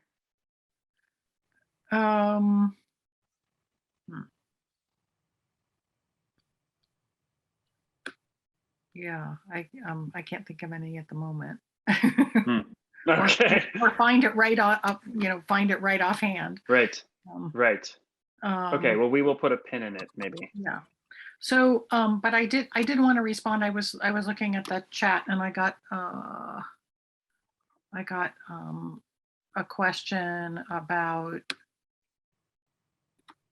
the literati attitudes towards Cha No Yu, and that there was some reaction against the ritualistic formal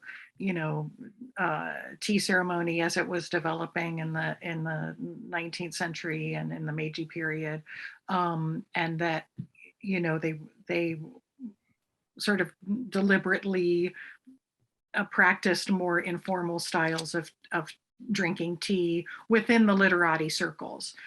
I mean, there were literati who did participate in the tea ceremony, but they also, came up with this a more informal approach for their own, for getting together with friends, drinking matcha. You didn't have to just drink matcha in the tea ceremony, and then also their oftentimes preference for sencha, the steep tea, tended to be more informal. And even though a sencha ritual developed in Japan, many of the literati also kind of rejected that and preferred the more informal practice of drinking sencha. I guess they felt it was getting too stilted, too, a bit too much in the way that it had developed. Speaking of sencha, I think if there were to be a sequel to this exhibition and conference, and you guys want to do a show on sencha teaware, please let us know. St. Louis Art Museum has a very strong collection of sencha-related wares, but also paintings and calligraphies and all kinds of other accoutrements related to sencha and related arts. I believe that Morgan Patelka would like to chime in here. Take it away. Hey, well, I'm sorry to muscle in on this wonderful panel. Thank you so much for all those great presentations. I learned a lot. I just wanted to say that tomorrow I'm talking about the raku tradition of tea bowls. And raku often would have been held up as essentially a tradition of artists. Raku in the Japanese secondary scholarship, in the tea world, and I think this has leaked into a lot of the English language writing about raku as well. The claim would be that each master in the raku tradition is the kind of individualistic artist. And there's a conundrum in this because on the one hand, they're all following the same tradition, but on the other hand, they're all recognized as doing work as individuals. I have tried in my research and writing on raku to argue that this is a very anachronistic practice from the modern period, that in the Meiji period and afterwards, when Japan was trying to compete with America and with the great powers of Europe, it needed to have a civilizational past that was robust enough to stand up to the claims of racial and cultural superiority of the West.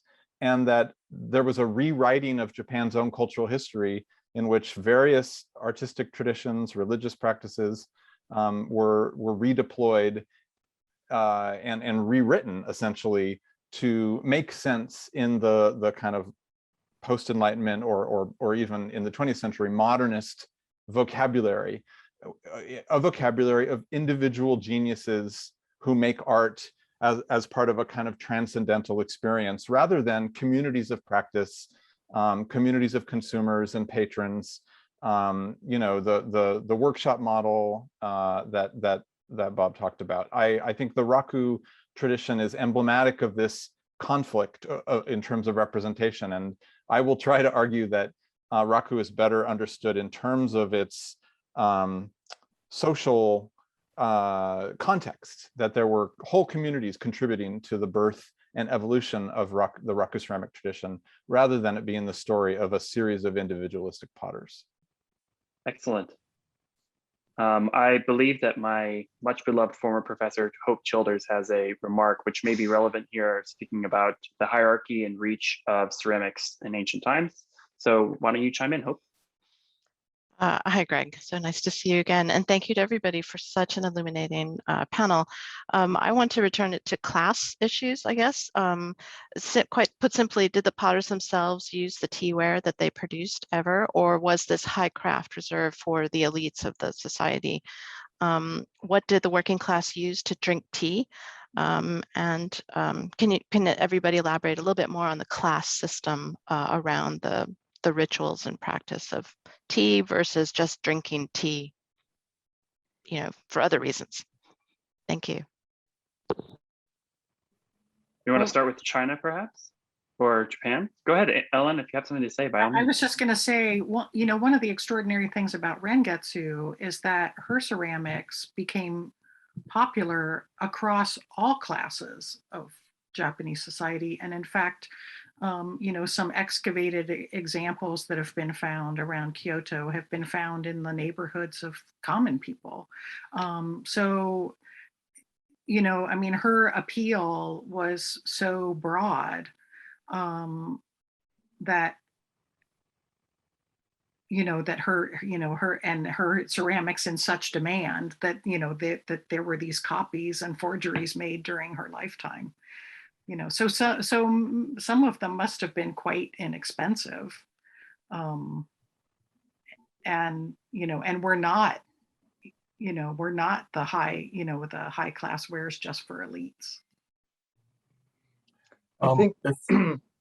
Go ahead, Philip. I think my speculation is that in the tradition of the Chinese kilns destroying things that didn't turn out perfectly, especially things that were destined for maybe the imperial court or the higher classes.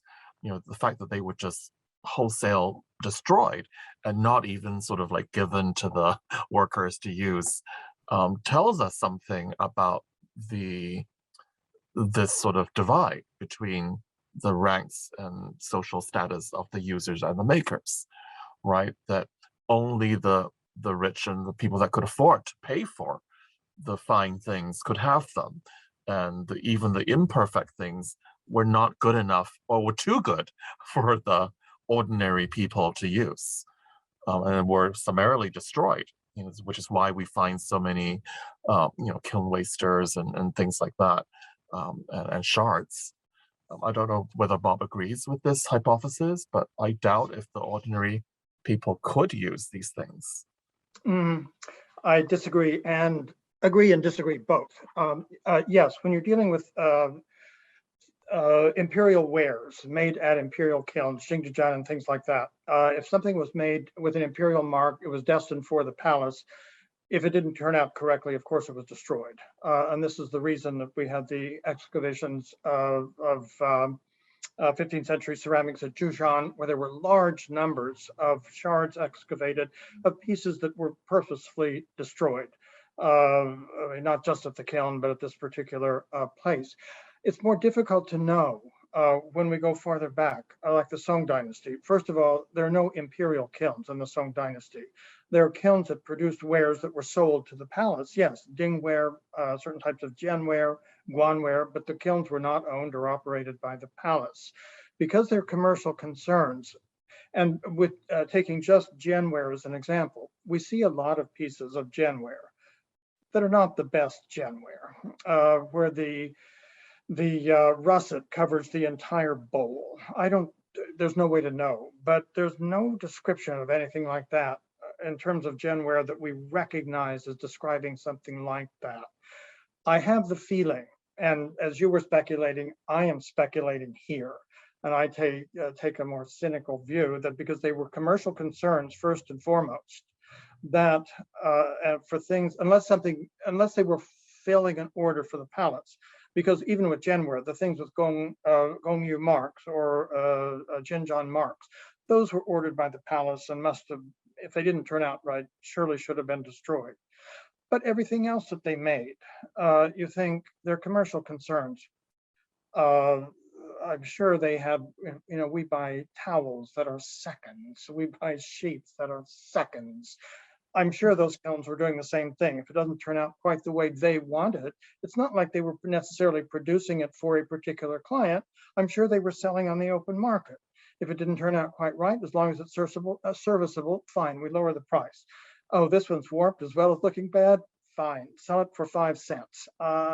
I cannot imagine they destroyed those because they weren't perfect.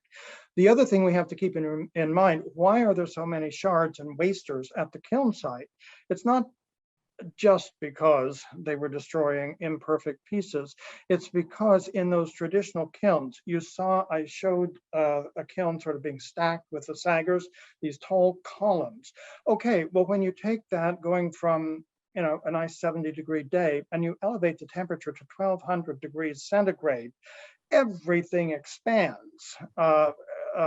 Many of those columns would tip over, and that's how you get the Teabowl, like I showed in the sagger that was fused to the sagger. You'd get a whole column, maybe several whole columns of tipping over, and if they tip over, of course, the Teabowl is fused to the sagger. This happened at all the kilns. The estimate in traditional kilns in China, in the Song-Dynasty, Ming and Qing, I'm not quite sure with the imperial kilns at Jingdezhen, is that the efficiency rate, that is the failure rate, is about 50 to 60%. So you put in, I don't know how many ceramics the kiln might hold, but say you put in 10,000. You might get out 50, well, you might get, if you put in 10,000 raw pieces in their saggers, you might get out 5,000 or 6,000 that were serviceable, aesthetically acceptable, not fused to the sagger, not warped so badly that they couldn't be used. This is the reason for the huge number of wasters at the kiln site, not because they were all destroying imperfect pieces, perhaps some of that too, but the main thing are just kiln failures.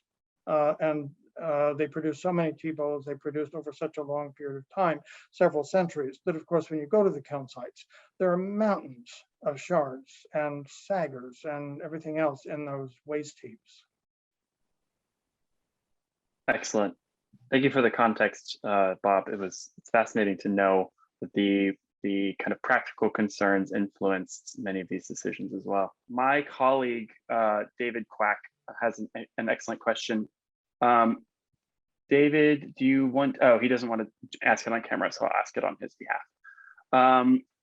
Going back to the idea of when the artist entered the picture, David studied Korean ceramics, which would be an interesting cultural augment to this conversation. So he's asking, did the individual start to become more important perhaps when the identity of the collective faded away? His example is the Goryeo dynasty Celadon pieces were never signed by an individual as well, but by the collective identity of Goryeo as a representation of the collective technological advances and capabilities of the time. But when the ideas fell apart and their makers were left to their own devices and started making wares on their kind of their own ingenuity, is that perhaps the impetus for the idea of the artist and taking creative liberties with the wares that were produced? Well, puncheon ware was never signed, was it? Which 15th, 16th century? Not that I know of. No, puncheon ware was not signed. The Celadons were not signed. The Celadon wares, Goryeo Celadon wares, and the Joseon puncheon wares were done in the Chinese mode, that is to say, in manufactories, where it was a great division of labor, and among the individuals, high degree of specialization. So if your job was cutting the foot ring, you didn't do anything else. You didn't paint, you didn't shape the pot, you cut the foot ring, that was it.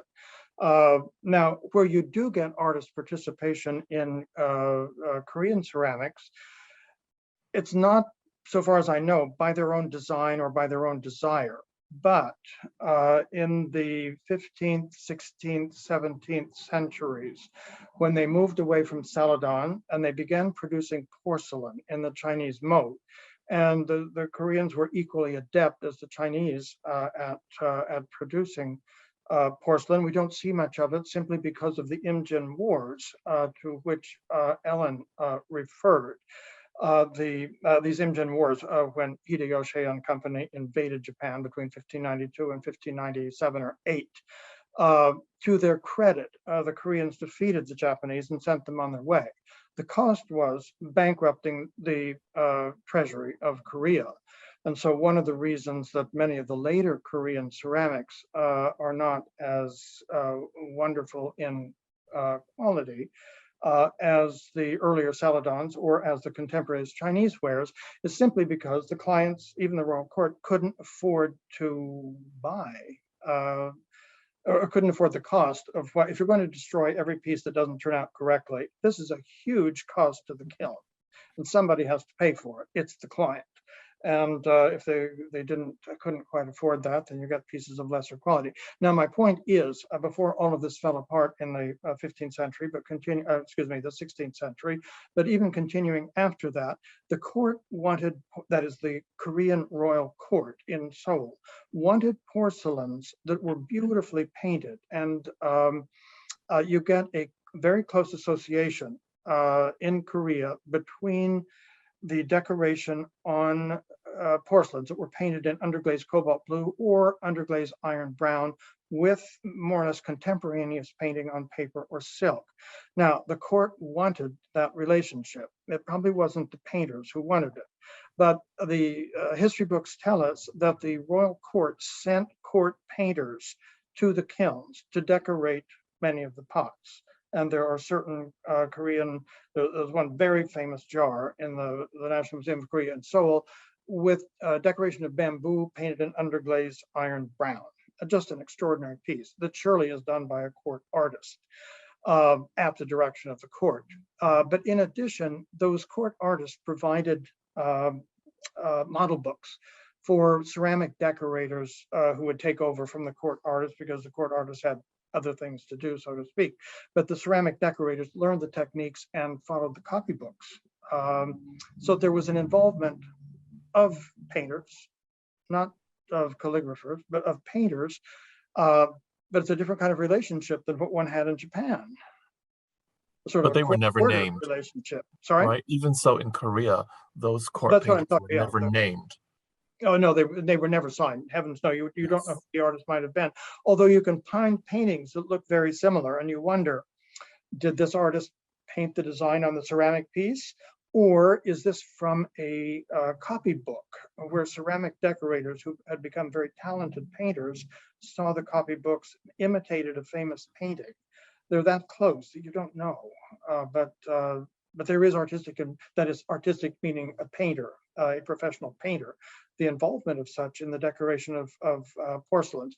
But I don't think in Celadon wares, buncheong ware, or anything like that. It's in the porcelain tradition.